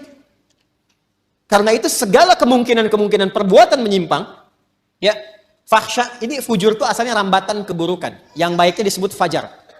Kalau fisikal disebut infajar. Kalau kelihatan bendanya memancar, itu infajar namanya. Contoh nih, Anda misalnya ingin menggali air kan? Ya, menggali keluar airnya, memancar, itu infajar namanya. Nabi Musa punya tongkat ya, tongkat kayu beliau, dipukulkan ke batu kan? Tongkat kayu dipukul ke batu, kira-kira yang hancur apa? Huh? Harusnya kan kayunya kan? Tapi karena ini mu'jizat itu berbeda. Untuk ditampakkan kekuatannya supaya manusia ingat kepada Allah dan mengikuti bimbingan Rasul. Melemahkan semua persepsi manusia. Dipukulkan ke batu, keluarlah 12 mata air. Ketika keluar memancar itu bahasa Qur'annya infajar. Al-Baqarah ayat 60, Quran surah 2 ayat 60. Wa idzistasqa Musa liqaumihi faqulna dhrib bi'asakal fanfajarat fanfajarat min husnata asyrata aina. Tongkat kayu Nabi Musa dipukulkan ke batu, keluar 12 mata air. Anda punya tongkat emas, pukulkan ke batu, keluar 12 air mata. Itu keluar tuh, itu infajar. Ya, nanti ada makna majasi kiasan, disebut fajar namanya. Ya, cahaya matahari pertama yang membelah kegelapan malam itu disebut apa? Fajar. Nah, itu hakikinya. Majasinya adalah respon kita, sinyal kita yang menangkap seruan ketika fajar itu tiba, ditangkap oleh hati kita, suara adzan itu untuk mendekat kepada Allah. Waktunya subuh, pancarannya disebut dengan fajar. Lawan dari fajar itu, secara bahasa, itu disebut fujur. Rambatan-rambatan keburukan. Itu yang merambat nih, ada yang merambat ke syahwat faraj. Ya. Keluarnya apa? Porno aksi, pornografi, kata-kata jorok, LGBT, ya, longsor, gempa, banjir, tsunami, macam-macam tuh. Hati-hati. Bencana-bencana kalau semakin banyak, ada yang harus banyak direnungkan dan dievaluasi.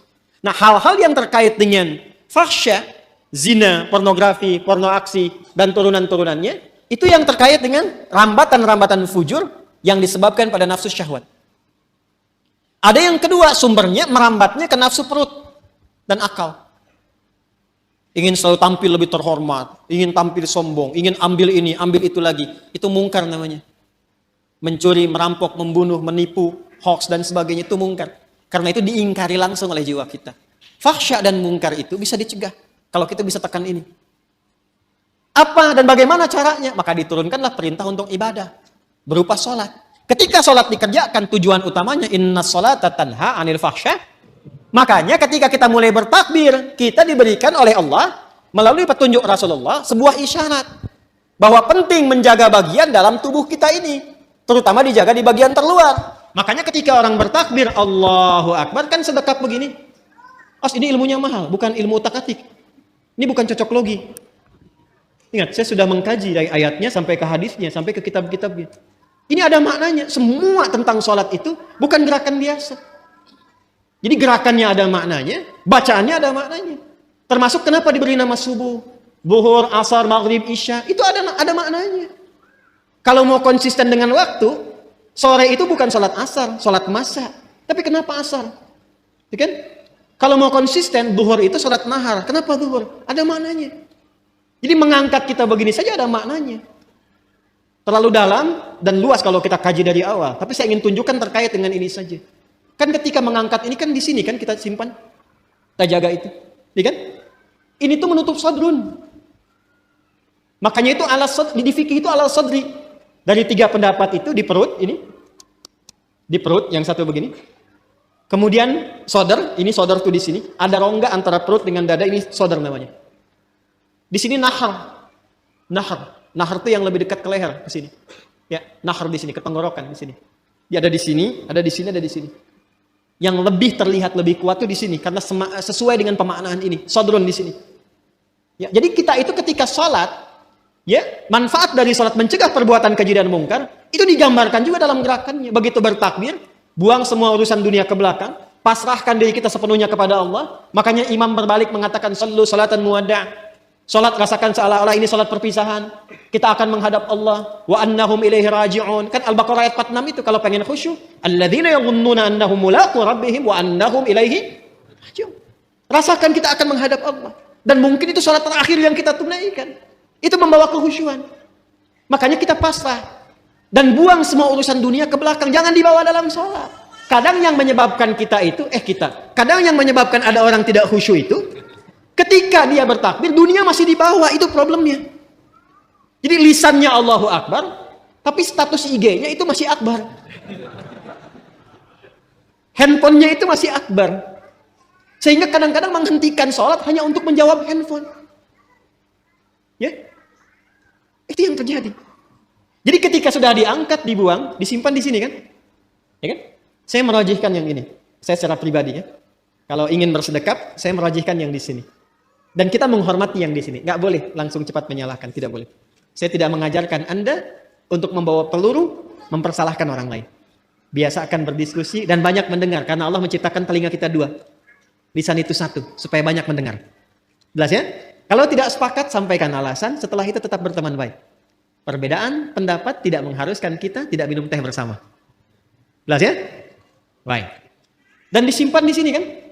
Ini lebih semakna. Menjaga ini. Sadrun. Karena sadrun tempatnya di sini. Dan tahukah Anda asal mula sebabnya ini? Kenapa kemudian meletakkan tangan di sini? Asalnya kan begini Irsal. Hadis-hadis awal tentang sholat itu gerakannya begini. Allahu Akbar. Dan jangan selalu dipahami yang begini Syiah. Tidak. Nanti kelihatan Syiah itu saat sujud dengan duduk di antara 2 sujud. Jadi kalau masih bertakbir begini, itu di mazhab Maliki masih begini. Mazhab Maliki itu mazhab yang pertama kali berlaku di Madinah. Karena Imam Malik lahir di Madinah, tinggal di Madinah, menetap, tumbuh, berkembang sampai wafat di Madinah. Dan mazhabnya sekarang rata-rata di Afrika Utara, Libya, Tunisia, ya, itu Maliki, termasuk Spanyol.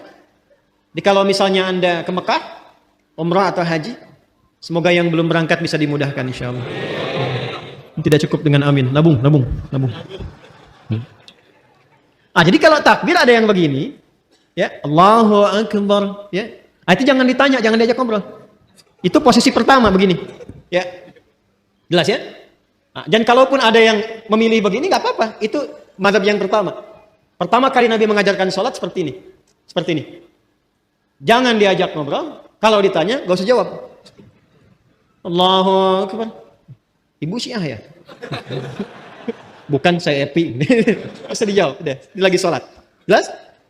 Ada kejadian. Seseorang berbuat salah. Kesalahannya cukup besar. Bahkan dari riwayat menyebutkan termasuk dosa-dosa yang seharusnya dihindari. Dosa besar. Lalu apa yang terjadi? Dia datang kepada Nabi untuk dihukum. Ini Masya Allah sahabat dulu itu. Jadi kalau berbuat salah, ini yang mahal ini. Mengakui diri ke hadapan hakim tertinggi, minta untuk diluruskan. Bahkan tidak sungkan dihukum. Bukan bersembunyi dan sulit dicari gitu. Ya, itu datang sendiri. Datang. Ya Rasulullah, saya berbuat salah, tolong hukum saya.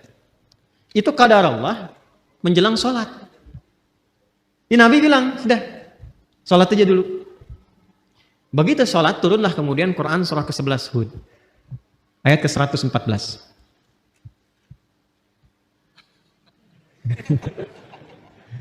Quran surah ke-11 Hud ayat 114. Buka surahnya. Aqimis salata tarafain nahar wa zulafan minal lail innal hasanati yudhhibunas sayyi'at. Itu asalnya.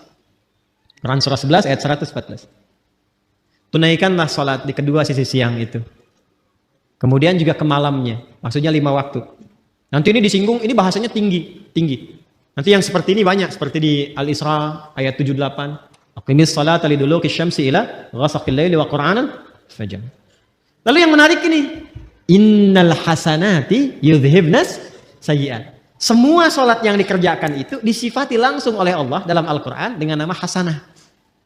Innal hasanati yudhhibnas sayyi'at. Orang-orang yang mampu salat dengan benar itu akan melahirkan hasanah dan langsung menggugurkan kesalahan-kesalahannya. Jadi ayat ini sekaligus membebaskan si pelaku maksiat tadi, ya kan? Dalam ancaman hukuman itu langsung pembebasannya turun wahyu dari Allah. Dan diampuni sama Allah. Makanya ketika selesai sholat, Nabi tidak menghukum. Karena selesai masalahnya dengan taubatnya itu. Ya, selesai masalahnya.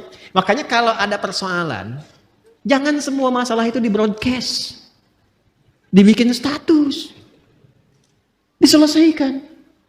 Curhat sama Allah atau minta solusi pada yang sekiranya memberikan solusi. Saya tarik lagi, apa hubungannya dengan ini? Jadi begitu selesai tuntas ini, salat yang ditunaikan, turunlah ampunan Allah Subhanahu wa taala dan disebut dengan hasanah. Innal hasanati yudhhibnas sayyi'at. Apa hubungan dengan pembahasan kita? Sangat nyambung.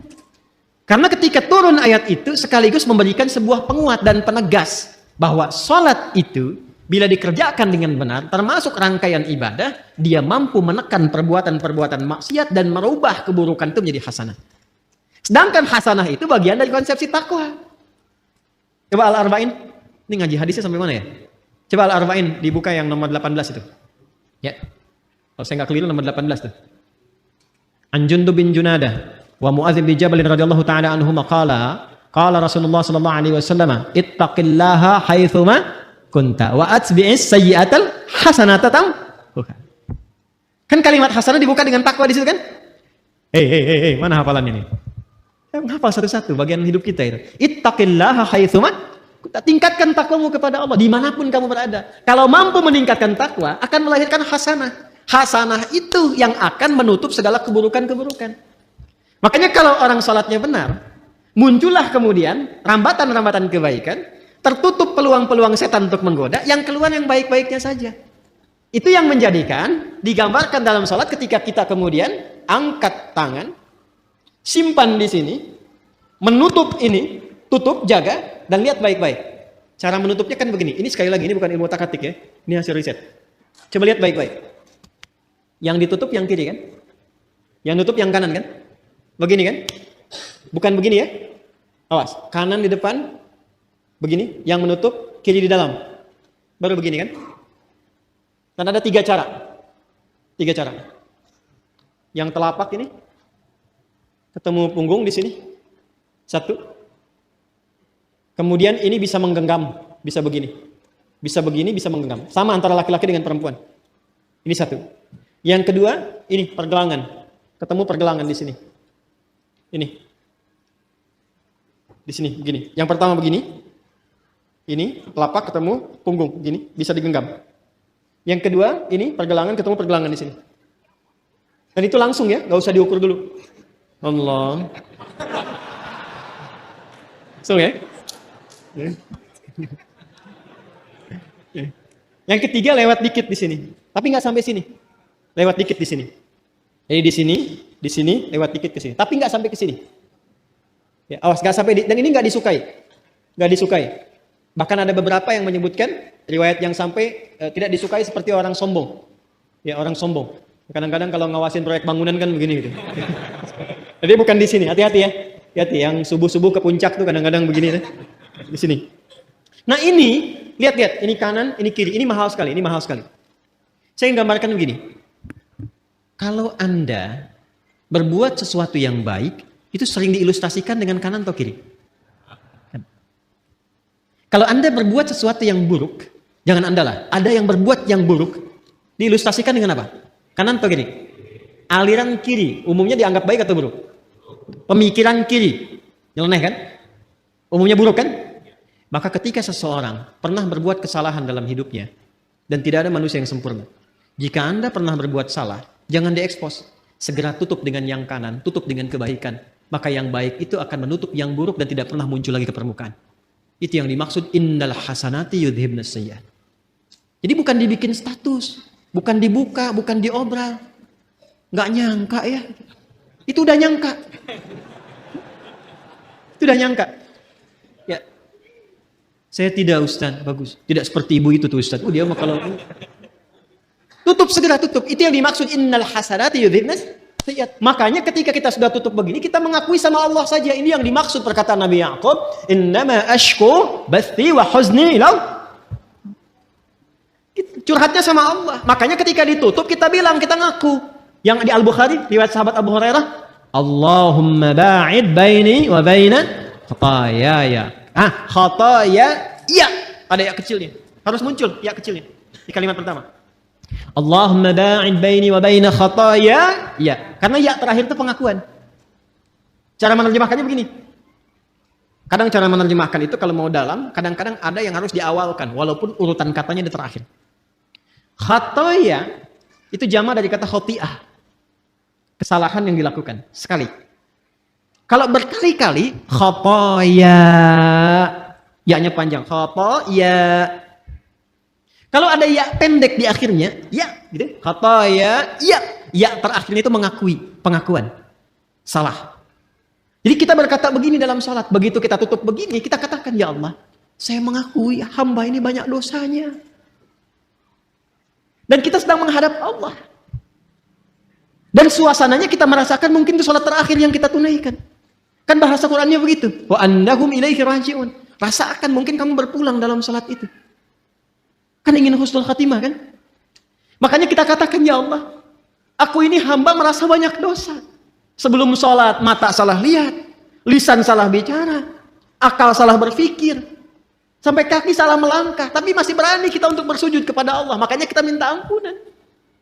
Datang kita mengatakan, hamba mengakui banyak salah, ya Allah. Tapi engkau itu maha pemaaf, maha pengampun. Maka hamba mohon, makanya pakai Allahumma. Allahumma itu ada ketawaduan di situ dan penuh harap. Ya, itu yang dimaksud Quran surah 7 ayat 205 itu. Wadhkur rabbaka fi nafsika tadarruan wa khifatan wa dunal jahri minal qaul. Kita mengharap, ya Allah, Hamba mengakui banyak salah, banyak dosanya. Namun engkau yang maha pengampun, pemaaf yang tanpa batas pemaafanmu. Mohon jauhkan antara hamba dan kesalahan-kesalahan hamba di akhirat nanti. Sejauh timur dan barat yang tidak pernah tampak. Hamba nggak pengen lihat lagi. Karena di akhirat sekecil apapun ditampakkan. Wa may ya'mal mithqala dzarratin syarran yarah. Kebaikan ditampakkan, keburukan pun tampak. Nah kita tuh nggak ingin lihat lagi itu. Sekarang ditutupi pun, segelintir orang nggak lihat. Tapi di akhirat diviralkan ke semua penghuni langit dan bumi. Makanya kalau nggak diperbaiki sekarang, mesti hati-hati. Cepat taubat dari sekarang. Untuk kita semua. Sebab kalau sudah alamnya berpindah, viralnya itu semua tahu. Oh. Adi Hidayat tuh begitu rupanya. Kelihatannya begini-begini, ternyata begitu. Begini, begitu. Begini, begitu. Ini kelihatan beda. Lain. Nah kita nggak pengen itu tampak. Makanya pakai alif, ba'id. Ada pakai tasydid, ba'id. Ba'id sa'ni. Jam itu tolong jauhkan dariku. Pakai tasydid. Artinya jauhkan tapi masih kelihatan. Tapi kalau ba'id, jauhkan sejauh-jauhnya. Allah menaqqini minal khataaya kama yunaqqa thawbul abyadu minad danas. Ya Allah, kalau dosa itu seperti kotoran yang melekat, noda yang melekat di pakaian, maka sekalipun ya Allah, mesti dibaikin bahasa kita ya, atau dicuci bersihkan aja. Allahumma ighsilhu bil ma'i wal thalji wal barad. Ya Allah, kalau perlu gunakan air yang dingin untuk membersihkan. Ini bahasa majas tinggi sekali. Ini bahasa taubat yang dalam. Makanya kalau kita merasakan itu, paham bacaannya, itu bisa kita menghadirkan kehusyuan itu luar biasa. Luar biasa. Ada lagi doa yang lain. Allahu Akbar kabira. Alhamdulillah katsira. Subhanallahi bukratan wa asila. Satu doa. Tambah lagi misalnya, wajjahtu wajhiya lilladzi fataras samawati wal arda hanifan muslima wa ma ana minal inna salati wa nusuki wa mahyaya wa mamati lillahi rabbil la syarika lahu bidzalika umirtu wa ana awwalul muslimin wa ana minal muslimin. Itu malaikat turun datang menjaga. Makanya Ali bin Abi Thalib sangat konsisten membaca doa itu dalam iftitahnya. Itu tinggi nilainya. Ya Allah, saya pasrah dalam salat ini kepada pencipta penguasa langit dan bumi. Ya Allah, saya salat selama ini. Saya ibadah selama ini. Saya hidup pun ya Allah, atau engkau wafatkan aku saat salat ini. Aku pasrah. Lillahi rabbil alamin. La syarikalah, aku berikrar gak akan pernah musyrik kepadamu ya Allah. Dan mohon saksikan, wa ana minal muslimin, wa ana awwalul muslimin, sejak saat ini saya salat, saya akan lebih tunduk patuh pada semua ketentuanmu. Makanya kalau baca doa iftitah yang wajah tuh habis salat berbuat maksiat, wah, itu saya nggak bisa lukiskan. Ada hal yang tidak tepat yang dilakukan. Nah, ini yang dimaksudkan itu. Ini yang tadi saya katakan, untuk menjaga takwa supaya muncul, supaya kuat, maka ibadah itu perbanyak. Di antaranya sholat, makanya sholatnya tingkatkan. Yang 5 itu standar, yang pokok itu. Tambah, semua menu sholat keluarkan. Dan rasakan perbedaannya. Rasakan perbedaannya, rasakan bedanya, bedakan rasanya, dan pasti akan terasa bedanya. Menunya keluarkan menunya. Apa saja sholat sunnahnya. Ya, dari mulai pagi, siang, sore, sampai ke malam. Lalu saya sih menyarankan pada diri saya dan mengajak pada teman-teman, sepanjang hidup, berusahalah semua menu sholat pernah ditunaikan. Ya, berusahalah. Rinci dulu. Minimal walaupun cuma sekali misalnya yang sunnah. Ketika dihisab di hari kiamat, alhamdulillah rapat kita bagus. Semua jenis sholat pernah kita kerjakan. Ya, sholat jenazah pernah? Halo, kenapa begini? Jenazah pernah? Itu langka itu, ya. Makanya kalau ada sempatkan, kalau memungkinkan. Makanya pahalanya tinggi, 1 qirat sebesar gunung. Dan sholat-sholat yang lainnya maksimalkan. Nah, apalagi yang lainnya, semua jenis ibadah. Baca Quran ibadah tidak? Ibadah. Makanya Quran itu tembusnya langsung ke jiwa. Wa syifaa'un lima fis sudur. Mana Qurannya? Syifaa'un lima fis sudur. Sedangkan setan tugasnya memberikan waswas. Alladzi yuwaswisu fi sudur linnas. Lawan dari itu apa? Quran. Makanya kalau orang rajin baca Quran, bacanya benar, setan menjauh. Menjauh setan. Apalagi misalnya infak. Infak itu untuk melapangkan jiwa. Berbagi itu bisa melapangkan hati. Sama dengan memaafkan orang lain. Memaafkan, menahan amarah. Sama dengan infak itu kalau nggak lapang hatinya nggak mungkin bisa berbagi. Makanya infak itu disandingkan dengan menahan amarah dan memaafkan orang. Itu satu sandingan di Ali Imran ayat 134. Alladzina yunfiquna fis sarra'i wad dharra'i wal kadhiminal ghaidha wal 'afina 'anil nas wallahu yuhibbul Wah sini, dan itu ciri orang takwa. Karena ayat 133-nya berbicara tentang ciri orang takwa. Kan Anda tulis tadi, Quran surah 3, ayat 133 sampai 134. Wasari'u ila maghfiratin mir rabbikum wa jannatin arduha as-samawati wal ardu u'iddat lil. Siapa orang takwa yang punya surga seluas langit dan bumi ini? Dikasih surga seluas langit dan bumi, lapang sekali. Bagi siapa? Bagi orang yang lapang hatinya. Apa cirinya? Gemar berbagi, bisa memaafkan, menahan amarah. Itu latihan. Latihan. Dan pada akhirnya kita berpikir tentang akhirat. Jadi merenungkan tentang akhirat, tentang kematian, kita akan pulang dan sebagainya. Itu bisa memperkuat jiwa takwa kita. Sehingga itu yang membuat kita gemar ibadah. Kan bekal akhirat itu ibadah. Ya kan? Harta yang kita bawa itu sekarang, itu sifatnya duniawi. Baru jadi bekal akhirat kalau dipakai ibadah. Antum pakai sepeda berapa banyak tuh? Hah? Udah dipakai ibadah belum? Udah berapa kali mengantarkan ke masjid dibandingkan dengan dipakai ibadah subuh? Jalan-jalan, sepedaan, bikin grup. Kenapa grup yang nggak dibawa untuk ke masjid? Ikut ta'lim, pakai sepedanya. Hah? Pakai motornya. Apa jawab hisab di hadapan Allah di hari kiamat? Aku berikan nikmat kepadamu berupa nikmat A yang tidak aku berikan pada hamba yang lain. Dia nggak punya sepeda, jalan dengan kaki dan sendal jepitnya itu ke masjidku. Kamu aku kasih mobil A, mobil B, motor C, sampai sepeda yang paling mahal. Yang di bumi cuma ada satu. Nggak sanggup mengantarkan kau ke masjid. Belum bisa dipakai ibadah. Buka lemari. Lihat semua jenis pakaian yang ada di lemari itu. Udah dipakai ibadah belum? Kelihatannya sederhana. Tapi itu bisa meringankan hisab. Minimal pakai dulu ibadah. Ya, saya mencoba membiasakan begitu. Jadi kalau ada apapun itu, baju, walaupun cuma kaos, pakai, tutup lagi, pakai sholat dulu. Jadi ketika ditanya ya di hidayat, ada nikmatku di hari, ya Allah Engkau maha mengetahui ya Allah. Mulut kan dikunci, bajunya bicara. Dan dia bersaksi, aku pertama kali dipakai ya Allah, sholat, menyembahmu, sujud kepadamu. Wah itu indah tuh, tenang hati kita tuh. Tenang. Nah sekarang, malam ini tinggal kita evaluasi diri. Apakah pancaran-pancaran itu sudah keluar dari ekspresi tubuh kita dari ujung kepala sampai ujung kaki? Itu yang dijaga, dimaksimalkan sampai kita berpulang. Bila kita mampu berlatih itu, yang pertama Allah berikan ke dalam jiwa. Tanda-tanda mendapatkan perubahan itu, tanda-tandanya. Pertama diberikan ketenangan dulu. Ketenangan. Makanya kata sodrun, itu dilekatkan dengan insyirah, syarah. Syarah itu lapang, tenang, nyaman. Nabi ketika mendapatkan ketenangan, turun Quran surah Al-Insyirah. Surah 95 itu kan? 94, 95 At-Tin. Ya. Alam nashrah laka sadrak. Itu kan sadrun. Ya, alam nashrah laka. Bukankah sudah kami lapangkan keadaan jiwamu ya Muhammad sallallahu alaihi wasallam? Makanya bedanya Nabi Muhammad dengan Nabi Musa digambarkan di Quran. Lapang Nabi Muhammad lebih lapang. Nabi Musa itu sebelum berdakwah ke Firaun, doa dulu. Rabbi shrahli sadri. Qala rabbi shrahli. Quran surah apa? Taha. Ayat berapa? 25. Kan? Qala rabbi shrahli sadri. Wa yassir li amri. Wahlul 'uqdatam min lisani yafqahu. Ya Allah lapangkan hatiku supaya kalau dicaci maki Firaun karena hatinya lapang enggak banyak berefek. Sebab kalau berefek sedikit saja Nabi Musa tersinggung keluar kata-kata jadi karena beliau nabi. Firaun ya Allah keterlaluan nih. Wafatkan aja sekarang, wafat. Hikmah enggak tampak. Ya. Jadi beliau berdoa, Rabbi shrahli sadri. Berdoa dikabulkan. Nabi Muhammad enggak minta turun ayat alam nashrah laka sadri. Nabi Musa berdoa, wa yassirli amri. Dikabulkan. Nabi Muhammad enggak minta turun ayat wa nuyassiruka lil yusra. Wa yassirli amri wa nuyassiruka lil yusra. Itulah keindahannya.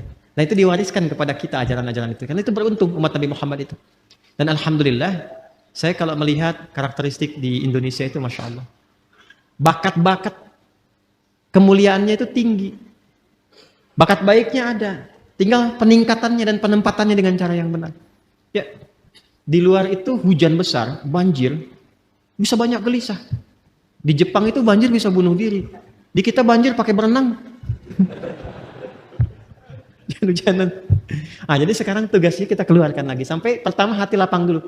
Nah, jiwa kalau sudah lapang, kelapangan ini bagian terakhir. Maaf ya, di bagian terakhir. Kelapangan yang diperoleh dari hasil ibadah, itu disebut tuma'ninah namanya. Apa namanya? Ingat, ada sakinah, ada tuma'ninah. Beda. Sakinah itu kelapangan yang diperoleh setelah masalah itu hilang. Sedang ada masalah nih. Tuntas masalahnya. Biasanya kalau masalah selesai, hati lapang kan? Nah, kelapangan hati setelah masalah itu hilang, itu disebut sakinah namanya. Ya. Iya. Ibu berharap sakinah di rumah tangga? Bapak, teman-teman berharap sakinah di rumah tangga? Samara itu kan sakinah, mawadah, dan rahmah. Ingin dapat sakinah? Nah, berarti ingin punya masalah. Nanti setelah hilang itu, ada ketenangan, itulah sakinah. Tumaninah beda. Ketenangan yang diraih lewat proses ibadah. Karena itu dalam sholat, kita kenal ada tumaninah, bukan sakinah. Coba lihat, ada tumaninah dalam ruku ada? Tumaninah dalam sujud ada? Maksudnya apa? Ruku sampai tenang. Ingat, ini kadang, mohon maaf, saya tidak bermaksud menyalahkan. Hanya mungkin kurang lengkap dalam memahami. Ya, hatta tatma'inna raki'an, sampai kamu tenang dalam ruku itu, maksudnya begini, ruku, sampai merasakan ketenangan. Darah mengalir dulu, enak, sudah posisi yang enak, baca doa, doanya teresap dalam jiwa, sudah dapat ketenangan itu baru bangkit i'tidal. Makanya Nabi itu kadang-kadang rukunya lama. Tapi proporsional kalau sedang sholat berjamaah. Sangat proporsional. Itu yang dimaksudkan. Latihan-latihan tumakninah itu yang dilakukan dalam ibadah, itu nanti akan melahirkan ketenangan kepada kolbu. Sifatnya nanti terbawa, kolbunya itu menjadi tenang. Itu yang dimaksud Quran surah 13 ayat 28. Ala bidzikrillahi tatma'innul. Yakinkan pada dirimu, semakin banyak zikirnya, hati menjadi tenang. Dan semua ibadah itu di Quran disebut zikir. Salat disebut zikir, Quran surah ke-20 ayat 14. Wa aqimis sholata lidzikri. Baca Quran disebut zikir karena Qurannya pun zikir. Quran surah 15 Al-Hijr ayat 9. Inna nahnu nazzalna dzikra wa inna lahu lahafidhun. Menghafal Quran disebut zikir. 4 kali disebutkan. Quran surah 54 ayat 17, 22, 32, 40. Walaqad yassarnal Qur'ana lidzikri fahal min mudzakir. Berdoa disebut zikir. Makanya kalau kita sedang berdoa, hati cenderung lebih tenang. Punya masalah, terus kita berdoa. Bukankah setidaknya ada ketenangan dalam jiwa? Karena itu doa disebut zikir. Quran surah 7 ayat 205. Wadhkur rabbaka fi nafsika. Ya, tadarruan wa khifatan wa dunal jahri minal qaul. Ba'da salat kita zikir kan? Subhanallah, alhamdulillah, Allahu akbar, sampai tenang itu. Ya kan? Itu ada di Quran surah 4 ayat 103. Fa idza qadaytumus salata fadhkurullaha qiyaman wa qu'udan wa 'ala junubikum. Itu zikir. Apa manfaat zikir? Ala bi dzikrillah tatma'innul qulub. Kolbunya menjadi tenang. Ketika kolbu tenang, nafas ikut tenang. Karena nafas itu ada dalam kolbu. Maka sifat nafasnya akan berubah. Latihannya tumakninah. Ketika sering tumakninah, maka sifat tumakninah akan melekat kepada nafas. Maka berubahlah sifat nafas menjadi mutmainnah. Kalau ini dijaga sampai meninggal, sampai pulang, itu panggilannya tinggi di sisi Allah. Dihargai betul kita. Dan dipanggil ketenangan jiwa itu. Maka turunlah Quran surah ke-89 ayat 27 sampai 30 itu. Ya ayyatuhan nafsul mutmainnah. Irji'i ila rabbiki radiyatan mardiyah. Fadkhuli fi ibadi wadkhuli jannati. Jannah di situ mau yang mana? Kata Allah, jadi bagian hambaku masuk surgaku. Nah, surga yang kita harapkan itu, yang dipanggil oleh Allah, ditampakkan. Kan di hari kiamat tuh, bukan sekedar hari kiamat, saat sakaratul maut itu ada yang ditampakkan oleh Allah. Makanya Sayyidah Asyah radhiyallahu ta'ala anha, ya kan? Rahimahullah, istrinya Firaun. Itu kan di akhir sakaratul mautnya. Saat beliau diancam siksa oleh Firaun itu. Apa yang terjadi? Dan diabadikan di Quran kan? Rabbi ibnili. Mana Qurannya? Baitan indaka fil jannah wa najjini min fir'aun wa amalihi. Ya Allah, bangunkan aku satu rumah di surga. Kan? Ya Allah, aku ridha, aku berislam di tengah-tengah banyak ancaman dan hukuman bahkan siksaan sekarang. Aku ridha ya Allah.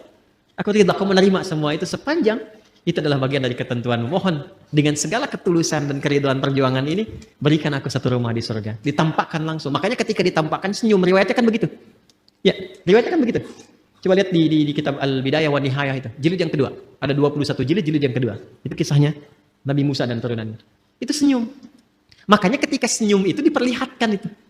Ketika senyum, komen Firaun. Kita langsung dislike. Apa komennya? Ih, perempuan mau disiksa kok senyum. Firaun nggak tahu apa yang dia lihat pada saat itu. Maka ditampakkanlah kenikmatannya, tenang, senyum. Ketenangan itu yang menjadikan pulangnya tak terasa. Seperti rambut yang ditarik dari adonan yang sangat lembut itu. Halus. Ya kan?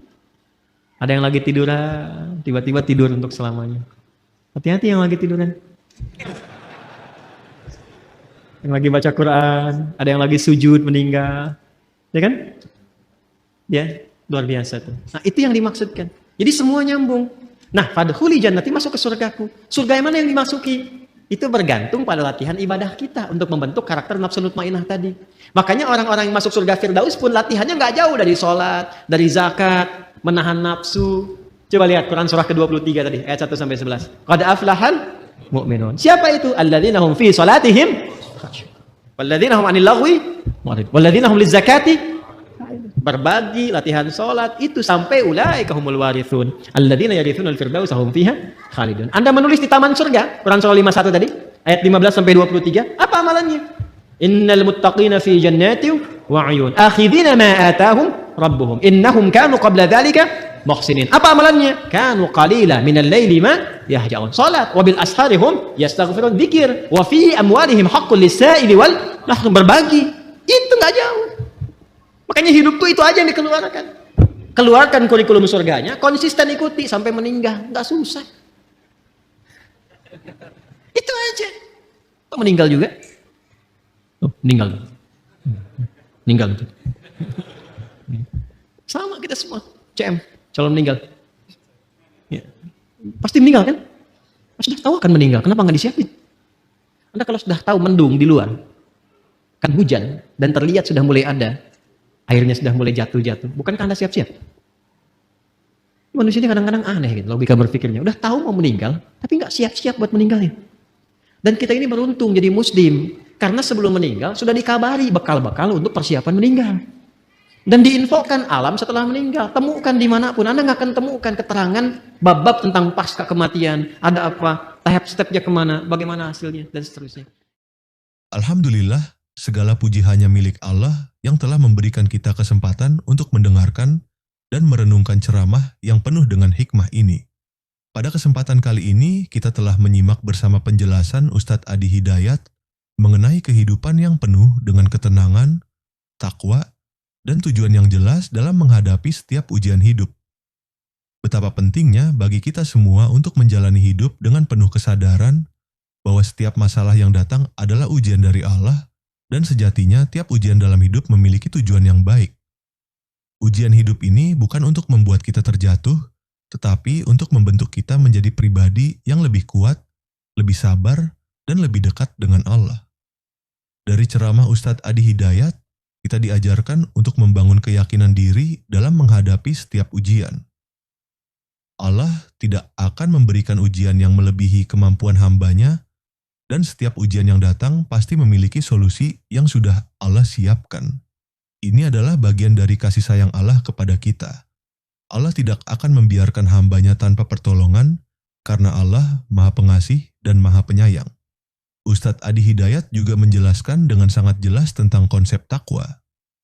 Takwa bukan hanya sekedar menjalankan ibadah ritual seperti salat, tetapi takwa adalah sebuah kualitas hidup yang mencakup sikap kita dalam berinteraksi dengan sesama, menjaga kehormatan diri, dan selalu berusaha untuk memperbaiki diri. Takwa adalah akumulasi dari sifat-sifat baik yang dimiliki oleh setiap manusia yang berusaha untuk mendekatkan diri kepada Allah.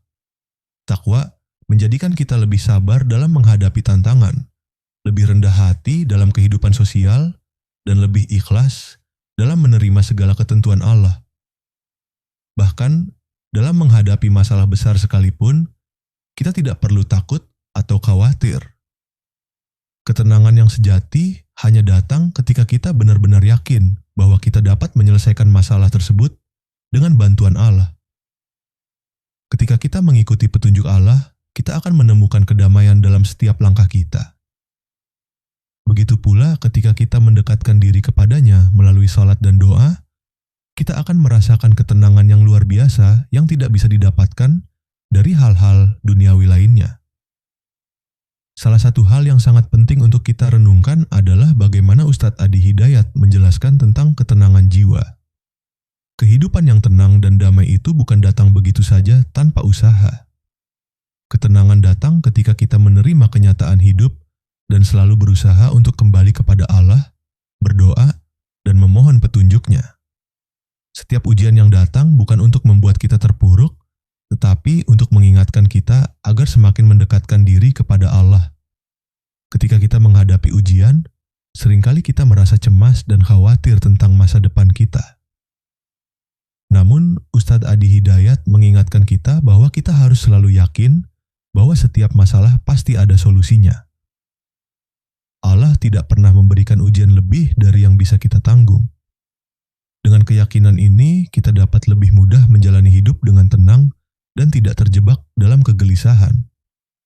Melalui ceramah ini, kita juga belajar bahwa hidup ini bukan hanya tentang mengejar materi dan kesenangan duniawi, tetapi tentang bagaimana kita bisa memperbaiki diri dan menjalankan misi hidup kita di bumi ini sesuai dengan petunjuk Allah. Ustadz Adi Hidayat menjelaskan bahwa kita diutus ke dunia ini untuk memakmurkan bumi dan melaksanakan ibadah dengan penuh keikhlasan. Setiap tugas yang kita emban di dunia ini adalah bagian dari ibadah kita kepada Allah. Bahkan, pekerjaan sehari-hari yang kita lakukan, jika niat kita benar dan sesuai dengan petunjuk Allah, bisa menjadi ladang pahala. Penting untuk diingat bahwa konsep hidup yang tenang ini datang dari pemahaman yang mendalam tentang takwa. Takwa yang sejati adalah takwa yang mendalam dalam jiwa kita, yang tercermin dalam setiap tindakan dan keputusan yang kita buat. Ketika kita memiliki takwa yang kuat, kita akan menjalani hidup ini dengan penuh rasa syukur, sabar, dan optimis. Bahkan ketika dunia terasa penuh dengan masalah, kita tetap harus yakin bahwa Allah selalu ada bersama kita. Dengan keyakinan ini, kita akan lebih mudah menjalani kehidupan dengan senyuman dan penuh harapan. Setiap kesulitan yang datang akan terasa ringan jika kita menghadapi dengan hati yang penuh dengan ketenangan dan keyakinan pada Allah. Jika kamu merasa bahwa ceramah ini memberikan manfaat dan membuka hati kita untuk lebih memahami makna kehidupan yang penuh dengan ketenangan dan takwa, mari kita sebarkan kebaikan ini kepada orang lain. Like, share, dan subscribe channel ini agar lebih banyak orang yang bisa mendapatkan manfaat yang sama. Jangan lupa juga untuk mendoakan Ustadz Adi Hidayat. Semoga beliau selalu diberi kesehatan, kekuatan, dan keberkahan dalam setiap langkah dakwahnya. Tulis doa terbaik Anda untuk Ustadz Adi Hidayat di kolom komentar. Karena setiap doa yang kita panjatkan untuk orang lain akan kembali kepada kita dengan kebaikan dan pahala. Semoga Allah memberikan rahmatnya kepada kita semua dan menjadikan hidup kita penuh dengan ketenangan, kebahagiaan, dan keberkahan. Terima kasih telah menyaksikan video ini hingga akhir. Semoga kita semua bisa terus meningkatkan kualitas ibadah dan takwa kita kepada Allah, serta menjadikan hidup ini sebagai sarana untuk mendekatkan diri kepadanya. Wassalamualaikum warahmatullahi wabarakatuh.